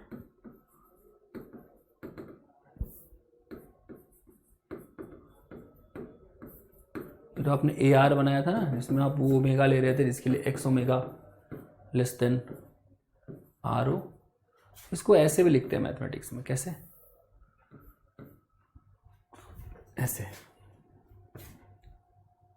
mathematically this is the inverse image, या ऐसे लिख दो, omega such that x omega belongs to the interval -∞ to r। तो इसको कुछ किताबों में ऐसे भी लिखा जाता है, this is the inverse image of -∞ to r, है ना। मतलब वो सारे ओमेगा लेने जिनके लिए x ओमेगा करने पे -∞ से r में आए, तो ये भी बोलते हैं इसको AR को। ठीक है, तो मतलब ये हुआ कि आप AR निकालना है तो ये निकालना है, ये भी समझ में मतलब समझ सकते हो। ठीक है, जैसे यहाँ पे मतलब नोटेशन है जस्ट, जैसे यहाँ पे देखो वही एग्जांपल है जो मैंने अभी किया, बस यहाँ पे लिख ये दिया है ना। अब यहाँ R चाहो तो आप लिख दो, तो यहाँ हर जगह R आ जाएगा। अगर आप R नहीं लिखना चाहते हो X लिख दो, उससे कोई फर्क नहीं पड़ता है। ठीक है, तो X इनवर्स -∞ से X, अगर X लेस देन 0 है तो केवल एम्प्टी सेट आ रहा है, अगर 0 से ग्रेटर इक्वल टू लेकिन 1 से छोटा है तो केवल T आएगा, और यहाँ पे अगर 1 से ग्रेटर इक्वल टू है तो हेड और टेल दोनों आएंगे। ठीक है, तो ये भी आप देख पा रहे होंगे कि this is going to be a subset of the event space A, जहां पे वो इवेंट स्पेस क्या है, class of all subsets of this. ठीक है, ओके। नेक्स्ट कंसेप्ट है what is cumulative distribution function. So the cumulative distribution function of random variable x denoted by fx, यहाँ पे कैपिटल fx होगा।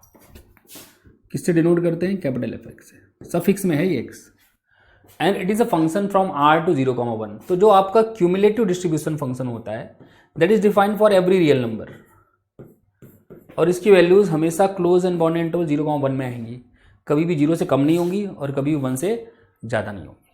ठीक है, हमेशा 0 और 1 के बीच में रहेंगी। ठीक है, 0 या 1 भी हो सकती है। और साथ ही साथ कैसे डिफाइंड है वो ऐसे डिफाइंड है कि fx की वैल्यू किसी भी x पे निकालना चाहते हो, स्मॉल x पे, तो that will be the probability कि x is less or equal to small x, या यूं कहा जाए this is the probability of the event जिसमें वो सारे ओमेगा आ रहे हैं जिनके लिए एक्स ओमेगा जो है वो लेस और इक्वल टू एक्स हो जाए, लेस और इक्वल टू एक्स हो जाए। ठीक है, आई बात समझ में। और ये डेफिनेटली इवेंट स्पेस में आएगा। That is the very definition of क्या नाम है, रैंडम वेरिएबल। रैंडम वेरिएबल की डेफिनेशन है कि ये सेट जो है हर आर रियल नंबर के लिए, एक्स रियल नंबर के लिए, ये हमेशा ए में आएगा। ठीक है, और अगर ये ए में आएगा तो we can certainly talk about probability, क्योंकि अपना जो जब भी आप स्पेस की बात करते हैं तो अपने पास एक आउटकम स्पेस होता है, एक जो है उस पर सिग्मा फील्ड होती है जिसको कभी ए लिखते हैं कभी एस लिखते हैं, और एक अपने पास प्रोबेबिलिटी होती है जो ए के हर पॉइंट पे डिफाइंड होती है। ठीक है, इसको हम बोलते हैं प्रोबेबिलिटी स्पेस। क्या बोलते हैं? Probability space. तो आउटकम वाला सेट, उसके ऊपर सिग्मा फील्ड, और उसके बाद सिग्मा फील्ड के ऊपर डिफाइंड वो फंक्शन पी जो वो तीन प्रॉपर्टी सेटिस्फाई करता है। तीनों को कॉमा कॉमा लगा करके जो हम ट्रिपलेट बनाते हैं, तो इस ट्रिपलेट को भी कॉल प्रोबेबिलिटी स्पेस। क्या बोलते हैं? Probability space. ठीक है, तो प्रोबेबिलिटी स्पेस अपने पास है, मतलब पी ए के पॉइंट्स पे डिफाइंड है, और ये भी हमने पहले ही इंश्योर कर लिया कि ये जो आएगा वो हमेशा किसका एलिमेंट आएगा बेटा? सिग्मा फील्ड का। और सिग्मा फील्ड के ऊपर ऑलरेडी पी डिफाइंड है, तो ये सब कुछ मीनिंगफुल है। ठीक है, इसमें कुछ भी दिक्कत नहीं है। जैसे एग्जाम्पल के लिए करें let omega be H comma T and A be the class of all subsets of omega and define x by x H equal 1 and x T equal 0, भाई जो हमने अभी किया था। Then find the cumulative distribution function of x. अब देखो आपका जो क्यूमुलेटिव डिस्ट्रीब्यूशन फंक्शन है, इसको देखना, सोल्यूशन देखना। जो आपका क्यूमुलेटिव डिस्ट्रीब्यूशन फंक्शन है एफ एक्स एक्स, ये क्या होता है? तो क्यूमुलेटिव डिस्ट्रीब्यूशन फंक्शन आपका होता है, this is nothing but this is defined as probability of x less or equal to x, which is actually the probability of the event, what event? That omega, जहां पे x omega less or equal to x हो जाए। अब आपको देखना है कि x की वैल्यूज आपको क्या क्या लेनी है ना? तो भाई ये आपके पास एक्स ओमेगा की वैल्यू क्या क्या आ रही है? 0 या 1, है ना? तो नंबर लाइन पे एक्स ओमेगा की वैल्यू अपनी आ रही है 0 या 1, 0 या 1। ठीक है, अब यहां पे प्रोबेबिलिटी कैसे डिफाइंड है ये भी आपको ध्यान रखना है।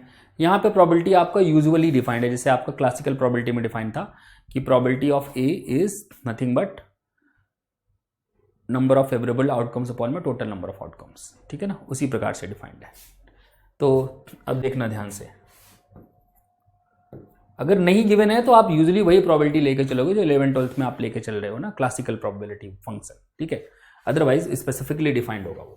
अब देखना, तो अपना जो x का वैल्यू है या तो 0 से पीछे होगा, या 0 और 1 के बीच में होगा इंक्लूडिंग 0, या फिर 1 से आगे होगा। यही 3x हो सकते हैं। तो पहला केस ले लेते हैं, केस पहला लेते हैं कि भाई अपना जो x है ना वो लेस देन 0 है। उस केस में एफ एक्स हो जाएगा probability that x less or equal to x, है ना? मतलब probability of the event that वो ओमेगा लेने हैं जिसमें x omega less than x हो जाए, less or equal to x हो जाए। और आपने कहा है कि x लेस देन 0 है, तो x 0 भी नहीं हो सकता, इवन x 0 से छोटा है ना? तो इसका मतलब अगर मैं x ओमेगा को x से भी छोटा बोल रहा हूं या ज्यादा से ज्यादा बराबर बोल रहा हूं, तो क्योंकि x ऑलरेडी 0 से छोटा है, तो मतलब मैं ये ऐसे बोल सकता हूं कि नहीं, ध्यान से देखना, मैं ऐसे बोल सकता हूं कि नहीं, वो ओमेगा जिनके लिए x omega strictly less than 0 हो, क्योंकि x स्ट्रिक्टली लेस देन 0 है। तो ऐसे कौन से ओमेगा है जिनके लिए x ऑफ ओमेगा, मतलब रैंडम वेरिएबल की वैल्यू उन ओमेगा पे लेस देन 0 हो? कोई नहीं है, क्योंकि किसी भी ओमेगा पे रैंडम वेरिएबल की वैल्यू या तो 1 आ रही है या तो 0 आ रही है। 0 से कम तो कभी पॉसिबल ही नहीं है। मतलब ये जो इवेंट की बात की जा रही है, ये इवेंट है ही नहीं, कुछ एम्प्टी इवेंट है ये। और एम्प्टी इवेंट की प्रोबेबिलिटी हमारे पास क्या रहेगी? 0। तो एफ एक्स एक्स की वैल्यू अगर x लेस देन 0 है तो 0 हो जाएगा। दूसरा केस देखते हैं, केस 2, अगर x ग्रेटर और इक्वल टू 0 है बट लेस देन 1 है, ये भी केस हो सकता है। इस केस में अगर मैं एफ एक्स एक्स की बात करूं तो now that is probability that x is less or equal to x, which is the probability of the event that omega, जहां पे x ओमेगा जो है वो less or equal to x हो जाए। अब x अगर आपका 0 हो गया तो दो केस हो सकते हैं। एक केस हो सकता है कि ये 0 हो जाए, है ना, और एक हो सकता है कि 0 से बड़ा हो जाए। अब 0 से बड़ा है लेकिन 1 से छोटा है, ये ध्यान में रखिएगा। अब इसको देखते हैं, ध्यान से देखना, बहुत ध्यान से सुनना, ये समझ में आ गया तो सब मामला सही हो जाएगा। कौन सी बस इसमें आएंगी इवेंट्स ये बता दो, मतलब कौन से सैंपल पॉइंट्स आएंगे। X omega less or equal to x चाहिए। एक्स ओमेगा की वैल्यू देख लो ना क्या क्या है, एक्स ओमेगा की वैल्यूज क्या क्या है। एक्स एच को कहां भेजता है 1 पे, और एक्स टी को कहां भेजता है 0 पे, है ना। अब 1 तो हो नहीं सकता कभी भी, एक्स ओमेगा की वैल्यू 1 तो नहीं ले सकते आप, क्योंकि आपका एक्स 1 से छोटा है और ये less or equal to x है एक्स ओमेगा। इसका मतलब इसकी वैल्यू दूसरे वैल्यू दे सकते हैं हम 0। अब 0 आ सकता है कि नहीं आ सकता है, एक्स ओमेगा की वैल्यू 0 हो सकती है कि नहीं हो सकती, हो सकती है अगर आपका एक्स ही 0 हो जाए तो। अगर एक्स 0 हो जाए तो इसकी वैल्यू 0 हो जाएगी। इनफैक्ट 0 से लेकर के 1 के पीछे तक, मतलब 0 से स्ट्रिक्टली बड़ा हो और 1 से स्ट्रिक्टली छोटा हो, वहां तक जो इसकी वैल्यू रहने वाली है ना, उसमें केवल एक ही है जो वैल्यू सेटिस्फाई होगी, और that will be 1 x omega is 0। So omega में आपका एक्स ओमेगा 0 होना चाहिए। This one is the only value that will satisfy this condition, ठीक है ना। और इसका मतलब आपका यहां पे प्रोबेबिलिटी ऑफ टेल का पूछा जा रहा है, विच यू नो इज 1/2, ठीक है ना। टेल आने का प्रोबेबिलिटी क्या है 1/2, ठीक है। तो इसका मतलब आपका जो एफ एक्स एक्स है, दिस एफ एक्स एक्स, इसका वैल्यू अपना आ गया 1/2 अगर x 0 और 1 के बीच में है। 0 हो सकता है बट 1 नहीं हो सकता। तीसरा केस क्या हो सकता है, केस 3 हो सकता है। केस 3 हो सकता है कि आपका जो x है वो 1 से बड़ा हो या इक्वल हो, फिर वही कहानी दोहराई जाएगी। तो एफ एक्स एक्स, अब आपको चाहिए probability that x is less or equal to x, मतलब आपको इस इवेंट की प्रोबेबिलिटी चाहिए जिसमें वो ओमेगा आ रहे हो जिनकी x ओमेगा वैल्यू जो है वो लेस देन और इक्वल टू x हो। अब x की वैल्यू अगर 1 हो जाएगी, 1 हो सकती है ना। तो अगर x की वैल्यू 1 हो जाएगी या 1 से बड़ी हो जाएगी, दोनों ही केसेस में x ओमेगा जो है x से छोटा होने वाला है या फिर ज्यादा से ज्यादा बराबर होने वाला है, क्योंकि x ओमेगा की वैल्यू है क्या 0 या 1। अगर 0 हुआ तब भी छोटा है x से, क्योंकि x ग्रेटर इक्वल टू 1 है। अगर 1 हुआ तब बराबर ही हो गया x इक्वल टू 1 के केस में। तो इसका मतलब इस केस में इसमें कौन कौन से आएंगे, इस केस में इसमें एक आएगा आपका वो ओमेगा जिसके लिए x ओमेगा 0 हो जाए वो भी चलेगा, और वो ओमेगा जिसके लिए x ओमेगा 1 हो जाए उसके वो भी चलेगा। तो मतलब इसमें आएंगे आपके हेड भी आ जाएगा, है ना, और टेल भी आ जाएगा। तो इसकी प्रोबेबिलिटी हो जाएगी 2/2, सॉरी एक मिनट, यहाँ कुछ गड़बड़ किया है, 1/4 आएगा ना, यहाँ पे 4 आउटकम्स है ना टोटल, और यहाँ पे हो जाएगा, जब मेरे को 2/2 कैसे आ रहा है 2/4 मतलब 1/2, है ना,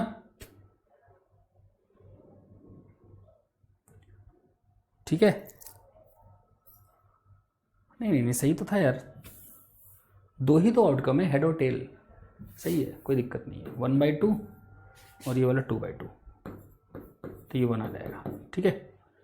2 ही तो आउटकम है ना, हेड और टेल। हम 2 कॉइन थोड़ी टॉस कर रहे हैं, या 2 बार थोड़ी टॉस कर रहे हैं, एक ही बार कॉइन टॉस कर रहे हैं और एक ही कॉइन टॉस कर रहे हैं, ठीक है। तो अपने पास जो फाइनल आंसर आने वाला है वो क्या आने वाला है वो देखो। फाइनल आंसर कैसे लिखोगे, इधर देखो, एफ एक्स एक्स की वैल्यू, तो एफ एक्स एक्स की वैल्यू अगर x लेस देन 0 है तो इसकी वैल्यू हमने देखा 0 आ रही है। अगर x ग्रेटर इक्वल टू 1 है, less than sorry greater equal to 0 है बट लेस देन 1 है तो इसकी वैल्यू हाफ आ रही है। और अगर x ग्रेटर इक्वल टू 1 है तो इसकी वैल्यू 1 आ रही है, ठीक है। इसकी वैल्यू क्या आ रही है 1। इस प्रकार से you can find what, cumulative distribution function, ठीक है। एक और एग्जांपल ले लेते हैं। सपोज करो हम 2 कॉइन टॉस कर रहे हैं, अनदर एग्जांपल, सपोज करो हम 2 कॉइन टॉस कर रहे हैं, तो अपना जो आउटकम स्पेस है that will contain head tail या टेल हेड या फिर हेड हेड या फिर टेल टेल, ठीक है। और मान लो x ओमेगा में डिफाइन कर रहा हूं नंबर ऑफ हेड्स, है ना, इन ओमेगा। ओमेगा जो भी है, ओमेगा ये है हेड, इन चारों में से कुछ भी, इनमें नंबर ऑफ हेड्स। तो नंबर ऑफ हेड्स क्या क्या पॉसिबल है, तो जो एक्स ओमेगा की वैल्यू है, एक्स की वैल्यूज क्या क्या हो सकती हैं। X omega can take values what, अगर देखा जाए यहीं पे बना लो ना, head head head tail tail head tail tail. यहाँ पे आपका आर है, यहाँ पे आपका ओम है, और ये आपका रैंडम वेरिएबल एक्स है। ये 2 पे मैप हो रहा है, ये 1 पे मैप हो रहा है, ये भी 1 पे मैप हो रहा है, और ये 0 पे मैप हो रहा है। नंबर ऑफ हेड्स काउंट करने हैं ना, तो मतलब जो x की वैल्यूज आ सकती हैं वो 0 आ सकती है, 1 आ सकती है या 2 आ सकती है। ऐसा अगर है 0 या 1 या 2 आ सकती हैं तो आप ये 3 केस बनाओगे, यहाँ 0 बनाओ, यहाँ 1 बनाओ, यहाँ 2 बनाओ। अब आपको वही 3 केस बनाने हैं कि 0 से पीछे है, 0 और 1 के बीच में है, 1 और 2 के बीच में है, 2 से आगे है, और हर केस में आपको f(x) निकालना है। ठीक है, तो ऐसे कर लेते हैं, देखना f(x), ध्यान सुनना आप बहुत ध्यान से। पहले मैं बात कर लेता हूं when x is less than 0। Now let's talk about f(x). f(x) का मतलब होगा probability that x is less or equal to x। और याद रखना x 0 से छोटा है, तो अपना 0 से कम वाला कौन सा है, कोई नहीं है, मतलब ये आपका प्रोबेबिलिटी ऑफ इवेंट 5 हो जाएगा, है ना, मतलब ये हो जाएगा अपना 0।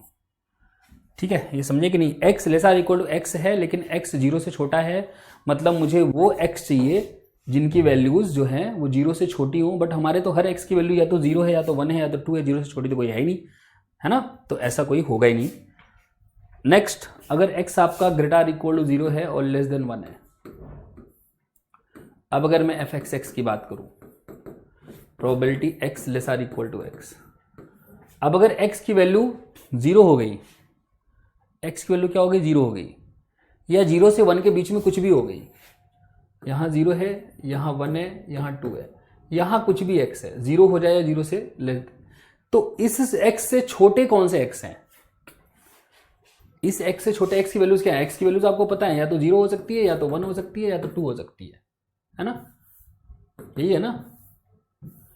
तो बताओ अगर x कोई ऐसा है, यहां पे है 0 और 1 के बीच में, इससे छोटे कौन कौन से x है, बस x इक्वल टू 0। और x इक्वल टू 0 मतलब ये हुआ कि नंबर ऑफ हेड्स इज 0, और number of heads is 0 correspond to which event, कौन से इवेंट के लिए आ रहा है। अगर मैं इसके साथ इवेंट भी लिखूं, वो इवेंट जिसके लिए x omega less or equal to x हो जाए, तो हम देख रहे हैं कि वो चाहिए मुझे ओमेगा जिसके लिए आपका x मतलब जो रैंडम वेरिएबल का वैल्यू है वो इससे छोटा हो। इससे छोटा केवल एक ही x का वैल्यू है, वो है 0, है ना। यहां से लेकर के यहां तक कोई भी x ले लो, 1 को छोड़ दो बस, तो यहां से लेकर के यहां तक इंक्लूडिंग दिस ऑल्सो, बस 1 पे ओपन है।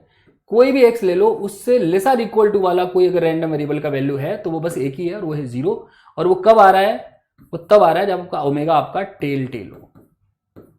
तो प्रोबेबिलिटी ऑफ टेल टेल कितना हो जाएगा, 1/4, है ना। इसमें 1 है और टोटल 4 है, तो ये f(x) आपका ये आ गया। अब अगर x आपका ग्रेटर इक्वल टू 1 हो और स्ट्रिक्टली लेस देन 2 हो, मतलब यहां कहीं x आपका है, यहां पे, है ना। अब इससे छोटे x लेने हैं अगर आपको, इसको जरा ध्यान समझना, यहां से छोटे x, है ना, तो वो आपका 0 भी हो सकता है और 1 भी हो सकता है। क्या हो सकता है, 0 भी हो सकता है और 1 भी हो सकता है। ठीक है, समझ रहे हो कि नहीं। ओके, तो 0 या 1, तो मतलब आपका जो f(x) है इस केस में, probability that x less or equal to x, जिसमें कि आपको वो w लेने हैं जिनकी x w वाली वैल्यू या ओमेगा वाली value less or equal to x हो। हमने देखा कि यहां आप x लेके चल रहे हो, तो इससे लेस आर इक्वल टू वाले x जो वैल्यूज पॉसिबल हैं वो 0 है या फिर 1 है। तो इसमें आपका वो ओमेगा आएंगे केवल जिनके लिए x ओमेगा की वैल्यू जो है वो 0 हो या फिर 1 हो। और 0 कब हो रही है, तो f(x) जो होगा वो क्या होगा बताओ, 0 वैल्यू कब हो रही है, जब आपका टेल टेल हो, और 1 कब हो रही है, जब या तो हेड टेल हो या तो टेल हेड हो। ठीक है ना। तो इसमें अपना जो प्रोबेबिलिटी आएगा किसका आएगा, 0 तब है जब टेल टेल हो, और 1 तब है जब या तो हेड टेल हो या तो टेल हेड हो। और इसकी प्रोबेबिलिटी आपको पता है 3/4, 3 फेवरेबल आउटकम्स हैं, टोटल 4 हैं, तो 3/4। अब लास्ट केस बचेगा जब आपका x जो है वो 2 या 2 से बड़ा हो, the case when x is greater और इक्वल टू 2। तो यहां पे है अपना 0, यहां पे 1, यहां पे 2।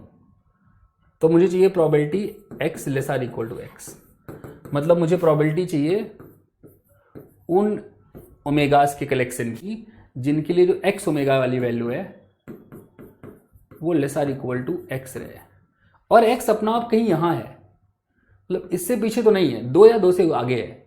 अब 2 या 2 से आगे कोई भी x लोगे तो उससे छोटे कौन से x की वैल्यूज हैं, x ओमेगा आपका या तो 0 हो रहा होगा, या तो x ओमेगा जो है आपका 1 हो रहा होगा, या फिर x ओमेगा आपका 2 हो रहा होगा। ठीक है ना, बस यही है ना।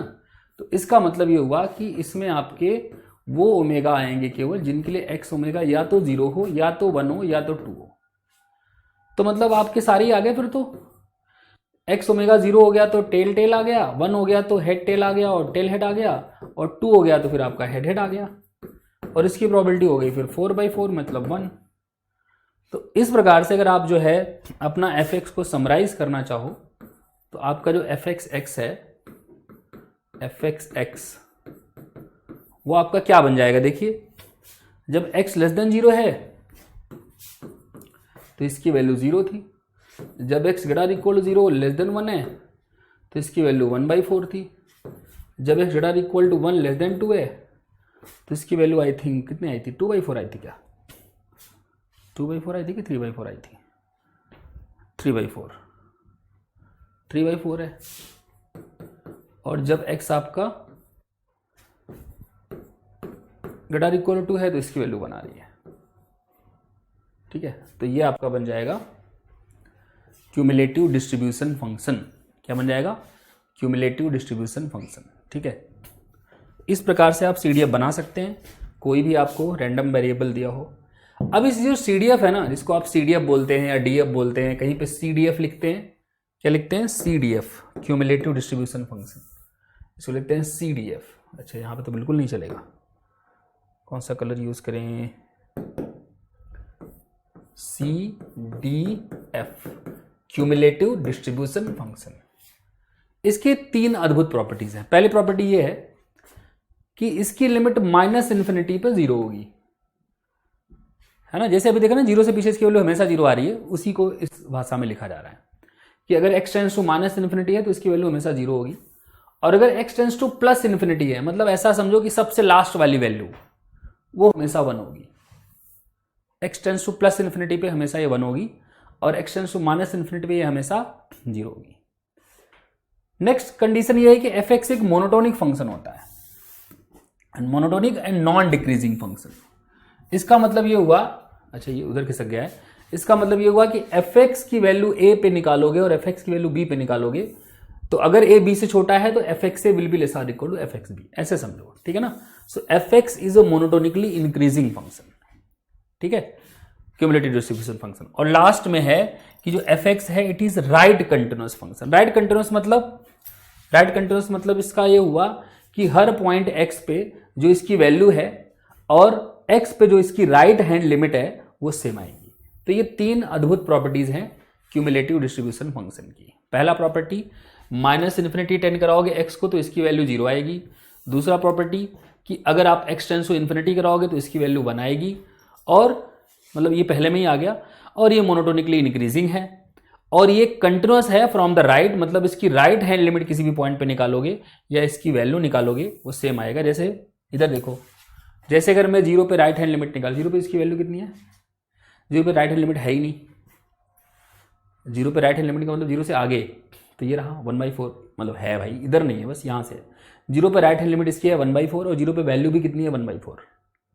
1 पे राइट हैंड लिमिट देखो तो 1 पे राइट हैंड लिमिट कितनी है 3/4, और 1 पे वैल्यू भी कितनी है 3/4। 2 पे राइट हैंड लिमिट देखो तो 2 पे राइट हैंड लिमिट है 1 और वैल्यू भी कितनी है 1, तो ये हमेशा कंटिन्यूअस होगा। ठीक है ना, राइट कंटिन्यूअस, कंटिन्यूअस नहीं, राइट कंटिन्यूअस। ठीक है, this is always right continuous. Okay, अब एक अद्भुत चीज ये है कि ये कह रहे हैं कि कोई भी ऐसे दुनिया का फंक्शन जो रियल नंबर से 0,1 तक हो, मतलब जिसका domain set of real number हो और जिसका कोडोमेन जो है वो close and bounded a, b हो, सॉरी 0,1 हो, और जो ये 3 कंडीशन सेटिस्फाई करता हो, ऐसे हर फंक्शन को क्यूमुलेटिव डिस्ट्रीब्यूशन फंक्शन कहा जा सकता है, कहा जाता है इनफैक्ट, है ना। कोई भी ऐसा दुनिया का फंक्शन रियल वेरिएबल, सारे रियल वेरिएबल्स के लिए जो डिफाइंड हो और जिसकी वैल्यूज क्लोज इंटरवल 0,1 में आए और जो ये 3 कंडीशन सेटिस्फाई करे, ऐसे फंक्शन को हम क्यूमुलेटिव डिस्ट्रीब्यूशन फंक्शन बोलते हैं। तो यहां पे अगर ये 3 कंडीशन आपने स्पेसिफाई कर दी तो आपको रैंडम वेरिएबल बताने की जरूरत नहीं है। कोई भी फंक्शन हो जो ये 3 कंडीशन रखता है उसको हम क्यूमुलेटिव डिस्ट्रीब्यूशन फंक्शन कहते हैं। ठीक है, तो ये कह दो कि एक प्रकार से सेकेंड डेफिनेशन हो गई क्यूमुलेटिव डिस्ट्रीब्यूशन फंक्शन की। नेक्स्ट है अपना डिस्क्रीट रैंडम वेरिएबल। क्या है डिस्क्रीट रैंडम वेरिएबल?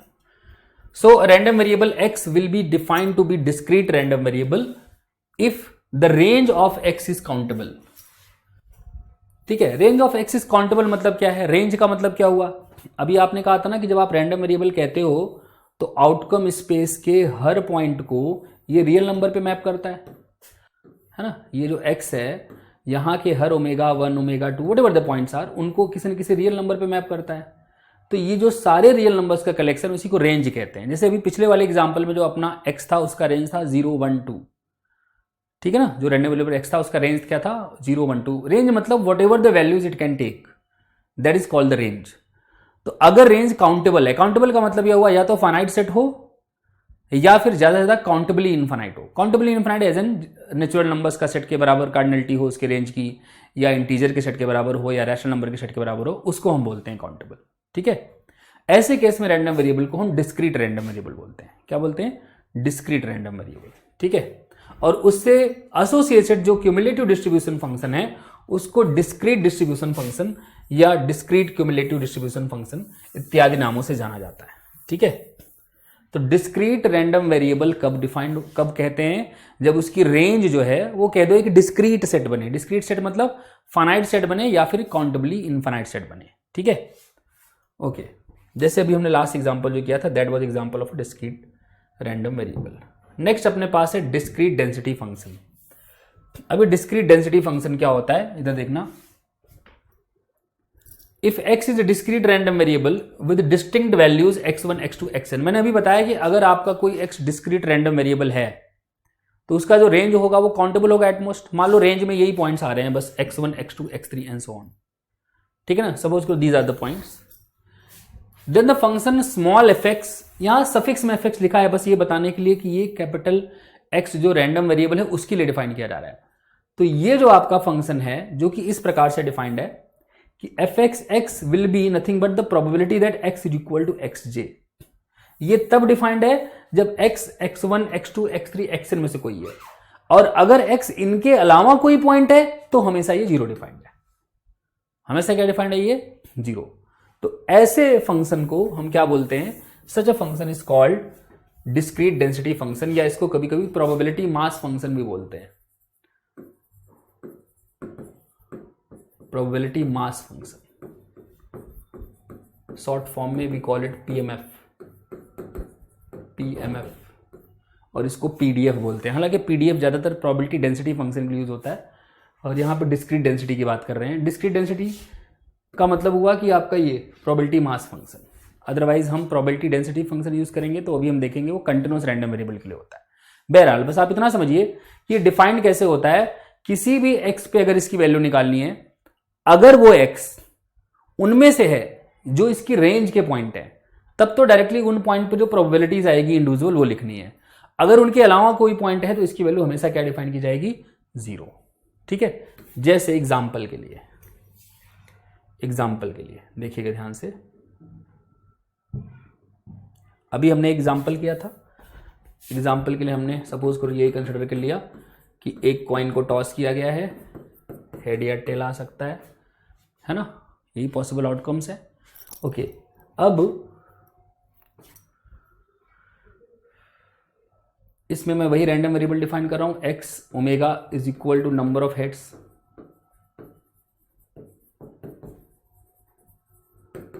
इन ओमेगा। अब ओमेगा में कितने हेड हो सकते हैं? या तो एक भी हेड नहीं होगा या तो एक हेड होगा, दो हेड तो हो नहीं सकते, है ना। तो इसका जो आपका रेंज हुआ वो 0,1 हुआ। दो ही पॉइंट है इसके रेंज में, 0 और 1। तो इसमें अगर ऐसा कहा जाए कि this is your value x1 and this is your value x2, जो यहां पे कहा जा रहा था कि इसकी रेंज में पॉइंट अगर x1, x2, xn and so on हो, इनफाइनाइट नंबर ऑफ पॉइंट भी आ सकते हैं, वो भी एग्जांपल हम देखेंगे। लेकिन अगर इसकी रेंज में हम देखें तो हमारे पास इस पर्टिकुलर एग्जांपल में 2 पॉइंट है। तो ये अपना जो जो अपना डिस्क्रीट डेंसिटी फंक्शन है वो कैसे डिफाइंड होता है कि किसी भी x पे वैल्यू निकालनी है तो ये होता है probability that x is equal to X जे,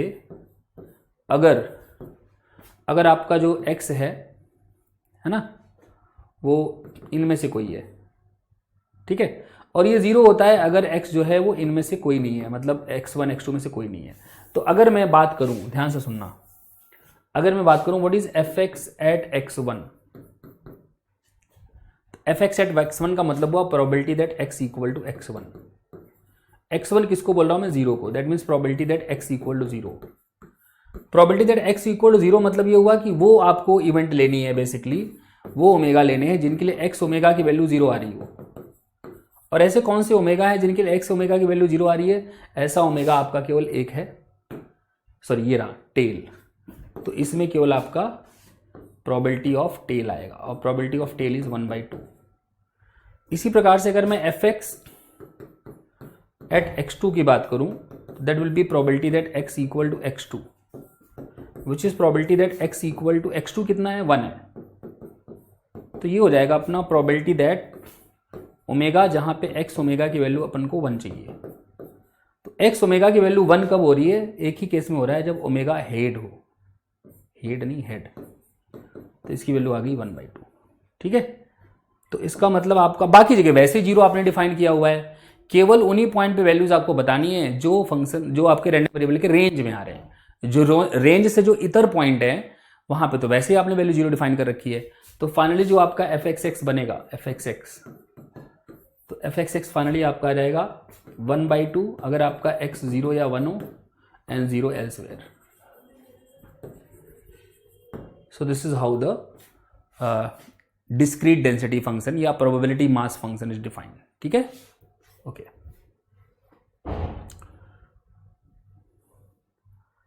अब एक चीज ध्यान में रखिएगा कि जो आपका डिस्क्रीट डेंसिटी फंक्शन है ना, उसको आप हमेशा क्यूमुलेटिव डिस्ट्रीब्यूशन फंक्शन से फाइंड कर सकते हो और क्यूमुलेटिव डिस्ट्रीब्यूशन फंक्शन को हमेशा डिस्क्रीट डेंसिटी फंक्शन से फाइंड कर सकते हो। दोनों एक दूसरे से प्राप्त किए जा सकते हैं। तरीका क्या है वो बता रहा है थ्योरम कि let x be a discrete random variable and then fx can be obtained from small fx, that means CDF cumulative distribution function can be obtained from DDF discrete density function, है ना, and vice versa।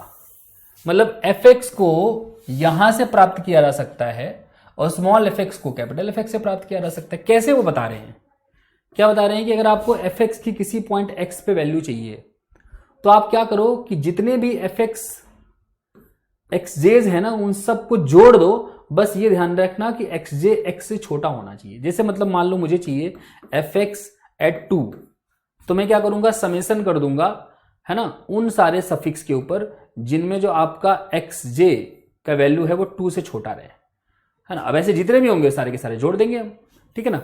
अभी example से समझाऊंगा, डरो मत बिल्कुल भी। आगे देखते हैं, अगर आपको किसी xj पे स्मॉल fx की वैल्यू चाहिए और कैपिटल fx गिवन है, तो क्या करो, कैपिटल fx की वैल्यू पहले xj पे निकाल लो और उसमें फिर माइनस कर दो कैपिटल fx की left hand limit at the point xj। कौन सी वाली माइनस करनी है? Left hand limit. तो लेफ्ट हैंड लिमिट माइनस कर दोगे तो आपको स्मॉल fx की वैल्यू एट xj आ जाएगी, ठीक है ना। जैसे एग्जाम्पल के लिए ये है, सपोज करो, consider the experiment of tossing a single balanced dice and let x be the number turned up. तो मतलब क्या क्या नंबर्स आ सकते हैं? 1 2 3 4 5 6, इनमें से कुछ आ सकता है। तो हर एक की प्रोबेबिलिटी आपको पता है 1/6 होगा, चाहे 1 आए, चाहे 2 आए, चाहे 3 आए, हर एक की प्रोबेबिलिटी 1/6 होगी, ठीक है ना, ओके। अब अगर मुझे इसके लिए क्यूमुलेटिव डिस्ट्रीब्यूशन फंक्शन चाहिए तो मेरे पास देखो यही है, वैल्यूज कहाँ से कहाँ तक है, ये अपना है 1, यहाँ है 2, यहाँ है 3, यहाँ है 4, यहाँ है 5, यहाँ है 6। अब यही केसेस बनेंगे। अब देखो डायरेक्ट लिखना है, बार बार हम इसे बनाते नहीं फिरेंगे। fx लिख लिया है यहाँ पे, fx आपने क्या डिफाइन किया हुआ है, देखो एक बार, fx आपने डिफाइन किया हुआ है कि वो सारे सफिक्स के ऊपर ये जोड़ दो जिनकी xj's वैल्यू x से छोटी हो। अब इसका क्या मतलब है समझना, जैसे मान लो मुझे ये अपना x1 है, ये अपना x2 है, ये अपना x3 है, ये अपना x4 है, ये अपना x5 है, ये अपना x6 है लास्ट में, ठीक है। मान लो मुझे चाहिए fx1, fx चाहिए, है ना। अब x कहाँ हो सकता है, x मान लो यहाँ है, ठीक है, यहाँ है कहीं पहले केस में, तो इधर देखना ध्यान से। अब आपको वो सारे प्रोबेबिलिटी जोड़नी है ना, मतलब वो सारे fx जोड़ने हैं xj's, जिनमें जो j है वो ऐसा है कि xj x से छोटा हो। इसको समझने में थोड़ा समय लगेगा, डोंट वरी, अभी मैं फिर आसान तरीका भी बताऊंगा आपको। मतलब ये है कि भाई यहां x है अपना, वो सारे देख लो ना, इनमें 1 2 3 4 5 6 में से वो सारे देख लो जो x से छोटे हों। तो x से छोटा तो कोई भी नहीं है, x तो 1 से छोटा है, 1 से छोटा कोई है क्या रैंडम वेरिएबल का वैल्यू। xj क्या है, xj is value of random variable, है ना। तो ये केवल उन्हीं xj's की प्रोबेबिलिटीज को जोड़ना है जिन xj's के वैल्यू जो है वो हमारे गिवन x से छोटा हो। पर अपना गिवन x तो 1 से छोटा है, 1 से छोटे इसमें कौन से x साइज है, एक भी नहीं है ना। तो मतलब इस केस में आपके पास क्या आएगा यहां पे 0, क्योंकि बाकी सब जगह देखो एल्सवेयर 0 डिफाइन किया गया है। तो क्योंकि 1 से छोटे के लिए कोई है ही नहीं, तो इसका मतलब 0 आ जाएगा। तो अगर x लेस देन 1 है तो ये 0 होगा। अब मान लो x ग्रेटर इक्वल टू 1 है, लेस देन 2 है, मतलब x यहां कहीं है, तो इससे छोटा तो बस एक ही है, कौन, 1 x1, और x1 की वैल्यू हो जाएगी 1/6, ठीक है। फिर x lesser equal to 3 greater than, sorry x greater equal to 2 हो गया अब, और लेस देन 3 है। अब 2 से छोटे जो है बस उनकी प्रोबेबिलिटी जोड़नी है, ज्यादा ज्यादा 2 के बराबर हो, मतलब यहां है कहीं x। तो इससे छोटे कौन कौन से, एक 1 वाला एक 2 वाला, तो 1 वाले की भी प्रोबेबिलिटी 1/6 है, 2 वाले की भी प्रोबेबिलिटी 1/6 है, तो ये हो जाएगा 2/6, है ना। फिर अगला, अगर x आपका greater equal to 3 less than 4 हो, तो मतलब यहां है कहीं, यहां x है। अब यहां x है तो इससे छोटे देख लो कौन कौन से हैं, 1 है, 2 है, 3 है, तो मतलब यहां पे 3/6, 1 2 3 तो 3/6। फिर ऐसे ही x greater equal to 4 less than 5 है, तो अब यहां पे कहीं है। इससे लेसर इक्वल टू कौन कौन से हैं, 1 2 3 4, है ना, तो यहां पे 4/6, समझ रहे हो कि नहीं। फिर अगला x less than 6 and greater equal to 5 है, तो यहां पे इससे छोटे कौन कौन से हैं, तो 1 से 5 तक सारे, तो 5/6। और सबसे लास्ट में जब x आपका ग्रेटर इक्वल टू 6 है, तो सारे ही आ जाएंगे 1 से लेकर के 6 तक, तो उस केस में आ जाएगा सबका जोड़, मतलब 6/6 मतलब 1। तो ये आपका बन जाएगा क्यूमुलेटिव डिस्ट्रीब्यूशन फंक्शन। तो ये देखने में थोड़ा भयानक लगता है कि ये यार क्या लिख दिया है, बट ये सीधा सा मतलब ये है कि उन सारे xj's पे स्मॉल f की वैल्यूज को जोड़ना है जो xj's हमारे गिवन x से, जिस पे भी आप वैल्यू निकालो उससे छोटे हो, बस सीधी बात है ना। x से पीछे जितने भी रैंडम वेरिएबल की वैल्यूज हैं, जब भी आपको क्यूमुलेटिव डिस्ट्रीब्यूशन फंक्शन की वैल्यू किसी भी स्मॉल x पे निकालनी है, तो उस स्मॉल x से छोटे जितने भी आपके डिस्क्रीट रैंडम वेरिएबल की वैल्यूज हैं, उन सब पे प्रोबेबिलिटीज निकाल के उसको जोड़ दो, ठीक है ना। Including that variable also, including that variable also, lesser equal to x लिखा है ना, वो वेरिएबल जो है x, उस पे भी वैल्यू आपको निकाल के जोड़नी है, ठीक है। अब ऐसे ही अगर आपको क्यूमुलेटिव डिस्ट्रीब्यूशन फंक्शन गिवन हो और आपको पता करना हो डिस्क्रीट डेंसिटी फंक्शन, तो उसके लिए ये तरीका बता रखा है ना। जैसे अगर मुझे इसी का करना होता है, ये जो क्वेश्चन हमने किया है, कि अपने पास fx आ गया, है ना। अब मान लो हमने अपने को ये डिफाइन करना है ये वाला, तो अगर मैं fx की वैल्यू एट 1 पे निकालूं, fx एट 1, बहुत ध्यान समझना इसको, फॉर्मूले पे जाओ, क्या कहते हैं कि fx की वैल्यू किसी xj पे निकालनी है, तो पहले कैपिटल fx की वैल्यू उस पे निकाल लो। तो पहले मैं कैपिटल f एट 1 निकालूंगा, फिर माइनस जो f की लेफ्ट हैंड लिमिट है 1 पे, मतलब f1 माइनस 1 माइनस मतलब लेफ्ट हैंड लिमिट। तो f1 की वैल्यू कितनी है, f1 की वैल्यू है अपनी 1/6, और 1 माइनस मतलब 1 के पीछे वैल्यू कितनी है फंक्शन की, 0। लेफ्ट साइड में 1 के, तो 1/6 आ गया। अब अगर मैं fx2 निकालना चाहता हूं, fx2 का मतलब हुआ f एट पहले तो 2 निकाल लो, फिर 2 के पीछे कितनी वैल्यू देता है ये, तो f एट 2 की वैल्यू कितनी है, f एट 2 की वैल्यू है अपने 2/6 और 2 के पीछे कितनी वैल्यू दे रहा है ये 1/6, तो ये हो गया 1/6, तो हो जाएगा 1/6। ऐसे ही आप चेक करना कि सारी जो वैल्यूज हैं 1 पे या 2 पे या 3 पे या 4 पे या 5 पे या 6 पे, सब पे 1/6 आएगा। तो CDF से आप जो है डिस्क्रीट डेंसिटी फंक्शन निकाल सकते हो या PMF निकाल सकते हो और PMF से CDF निकाल सकते हो, ठीक है ना। ये आपको तरीका बता दिया गया यहां से, ये रहा वो तरीका, ठीक है। अगर आपको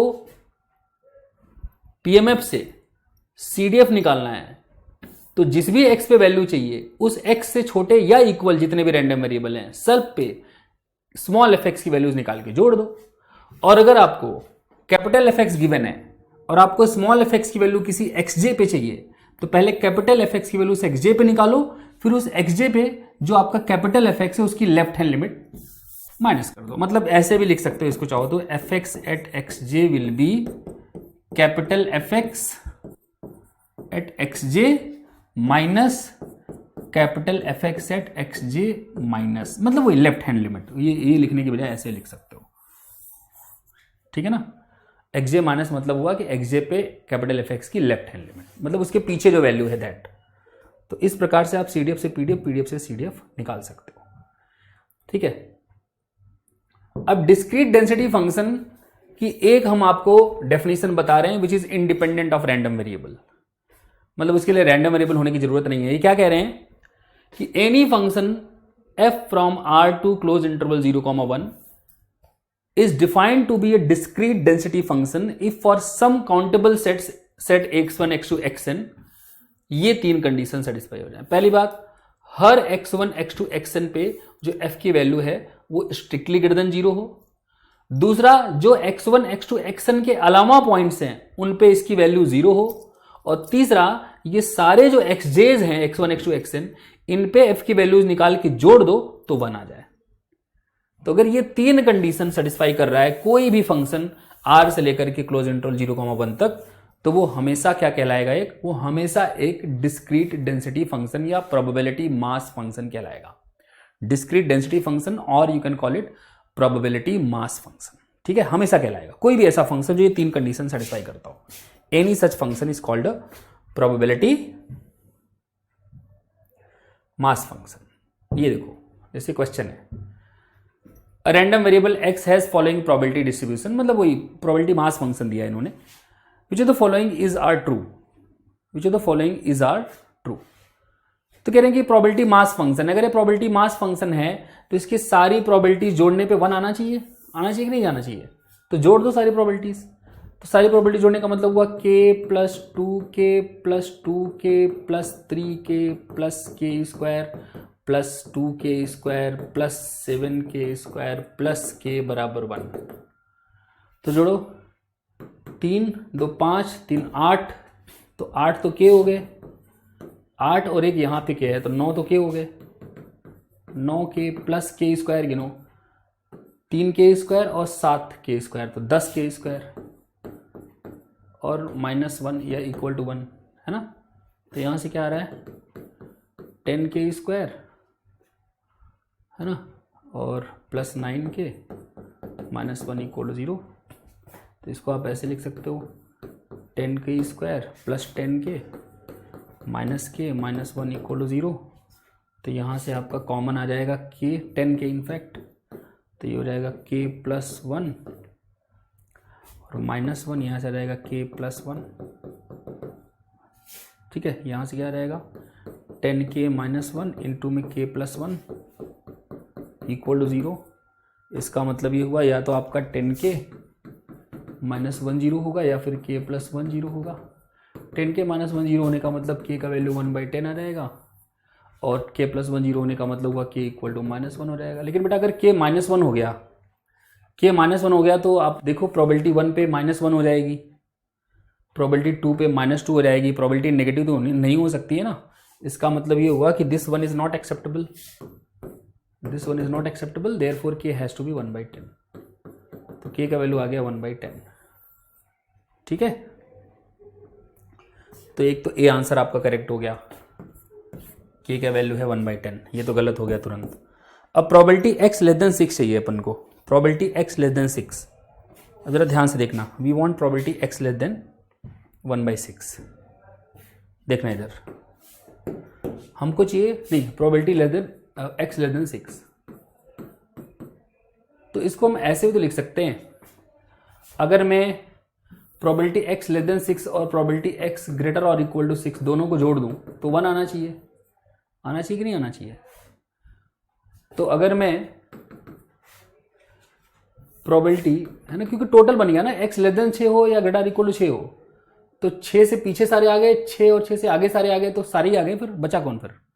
तो मतलब ये प्रोबेबिलिटी अगर मैं x लेस देन 6 निकालना चाहूँ तो that will be 1 minus probability x greater और equal to 6, which is 1 minus probability x greater equal to 6। कैसे आएगा, तो 6 से आगे और 6 को इंक्लूड करके कौन से पॉइंट है, 2 पॉइंट है बस, 6 और 7। तो क्या हो जाएगा ये 1 minus probability x equal to 6 plus probability x equal to 7। अब ये हो जाएगा 1 minus probability x equal to 6 कितना है, प्रोबेबिलिटी x इक्वल टू 6 कितना है, that is 2k square plus 7k square plus k हो जाएगा। ठीक है, 2k square plus 7k square plus k, मतलब सारा ही लिख दिया मैंने। ये इसकी वैल्यू हो गई है ना, इसकी वैल्यू ये हो गई और इसकी वैल्यू ये हो गई। अब ये आपका हो जाएगा 1 माइनस, तो हो जाएगा 9k स्क्वायर प्लस k, और 9k स्क्वायर प्लस k की वैल्यू कितनी आई है, कहीं देखी है क्या हमने, देखो 9k स्क्वायर प्लस k, नहीं कहीं नहीं देखी, 9k स्क्वायर प्लस k तो रखना ही पड़ेगा आपको value 9k square plus k का, दैट इज 1 माइनस ब्रैकेट में 9 इंटू k का वैल्यू आया है 1/100, मतलब k स्क्वायर हो जाएगा 1/100 प्लस k, दैट मीन्स 1/10। तो कितना हो जाएगा 1 माइनस, तो हो जाएगा 19/100। देख लेना एक बार, मैं बहुत जल्दी जल्दी कर रहा हूँ, कैलकुलेशन प्लीज़ चेक कर लेना। यहाँ हो जाएगा 9/100, यहाँ हो जाएगा 10/100, 10 से ऊपर नीचे मल्टीप्लाई करो तो 10 प्लस 9 19/100, तो 100 माइनस 19 कितना हो गया ये 81, तो 81/100। अब देखो 81/100 कोई आंसर है इसमें, 81/100 तो नहीं है प्रोबेबिलिटी x लेस देन 6, 17/100 या 19/100 है। तो हम क्या गड़बड़ कर रहे हैं, देखो क्या गड़बड़ कर रहे हैं, 9k स्क्वायर प्लस k का वैल्यू है 1/10, तो यहाँ पे जो है, अच्छा ठीक है, अगर वैसे जोड़ें तो 6 तक की प्रोबेबिलिटी अगर हम जोड़ें, ऐसे ही जोड़ लें, अगर 6 लेस देन 6 चाहिए ना, एक मिनट हमने कुछ गड़बड़ किया है क्या, लेस देन 6 चाहिए हमको, हाँ तो ठीक है 1 में से ग्रेटर इक्वल 6 वाली माइनस कर दी, कोई दिक्कत नहीं है, 6 लेस देन 6 आ जाएगा, 6 तक की माइनस कर दी अगर हमने तो हो जाएगा। लेकिन अगर ऐसे देखें तो k plus 2k 3k, 3 2 5k, 5 3 8k, तो 8k मतलब हो गया, 8k मतलब हो गया आपका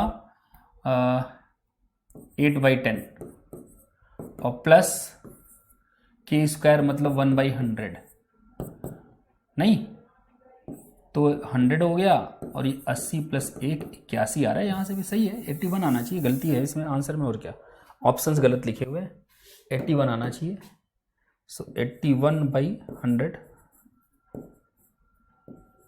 नहीं समझ रहे हो, मुझे तो x लेस देन 6 वाली चाहिए थी ना प्रोबेबिलिटी, बस x लेस देन 6 प्रोबेबिलिटी चाहिए मुझे, तो मैं क्या करूँगा 5 तक के सबको जोड़ दूंगा, तो इसको जोड़ूंगा तो k प्लस 2k 3 2 5 3 8k, तो यही हो गया, और प्लस 5 वाली भी जुड़ेगी तो k स्क्वायर हो गया। अब k का वैल्यू तो 1/10 है, तो यहाँ 1/100 हो जाएगा, तो ये कितना हो जाएगा अपना, that will B 80/100 plus 1/100 which is 81/100। ठीक है, तो अगर ये 81/100 है तो ये करेक्ट ऑप्शन है। ठीक है, बाकी कैलकुलेशन मिस्टेक्स होंगी, अगर आप एक बार चेक कर लीजिएगा दोबारा, but I think this has to be the answer. ठीक है, तो इस प्रकार से आप जो है ऐसा क्वेश्चन दिया होगा तो आप उसको निपटा सकते हैं।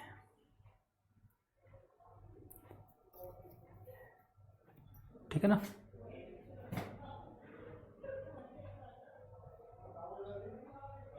ओके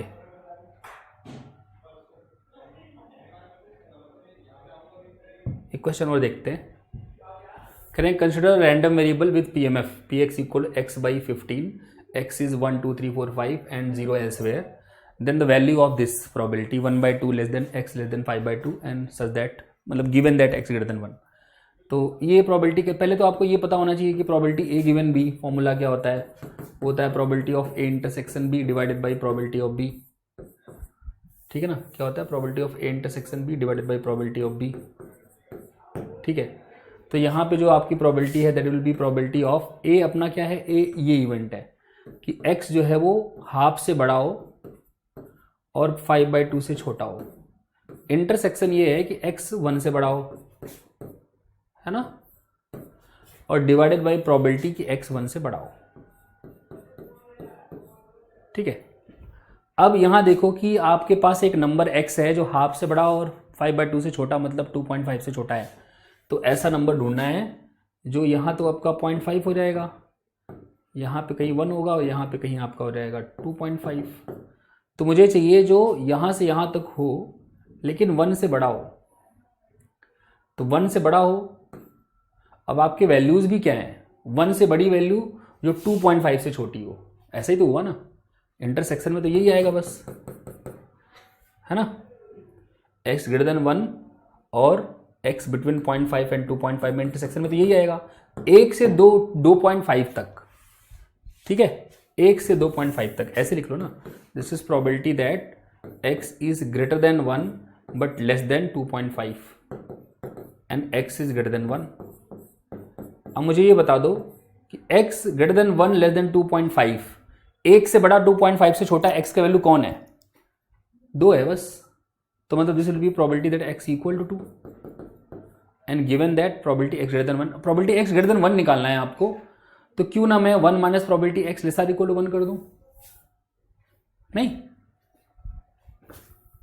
एक मिनट, प्रोबेबिलिटी आपको चाहिए x greater than 1, greater than 1 मतलब 2 3 4 5 ये सारे जोड़ने हैं। तो उससे आसान तो ये होगा कि 1 minus probability x less or equal to 1 कर दो। प्रोबेबिलिटी x इक्वल टू 2 है, प्रोबेबिलिटी x इक्वल टू 2 हो जाएगा आपका 2/15 और 1 minus probability x less or equal to 1, probability x less or equal to 1 मतलब बस वही x इक्वल टू 1 आएगा और कोई है नहीं 1 से छोटा, तो 1/15। तो कितना हो जाएगा ये, तो हो जाएगा 2/14 which is 1/7। So correct answer होना चाहिए इसका 1/7। ठीक है ना, तो ये हो गया आपका। तो बस बेटा आज मैं अपनी वाणी को यही विराम देता हूँ। आपका जो नेक्स्ट लेक्चर आएगा उसमें जो है मैं इसके आगे के कंसेप्ट्स आपको कराऊंगा, क्या नाम है, जिसमें मैं कंटिन्यूअस रैंडम वेरिएबल और क्या नाम है आपका प्रोबेबिलिटी डेंसिटी फंक्शन की बात करूंगा। ठीक है, तो चलिए मिलते हैं आप लोगों से नेक्स्ट लेक्चर में। Thank you so much.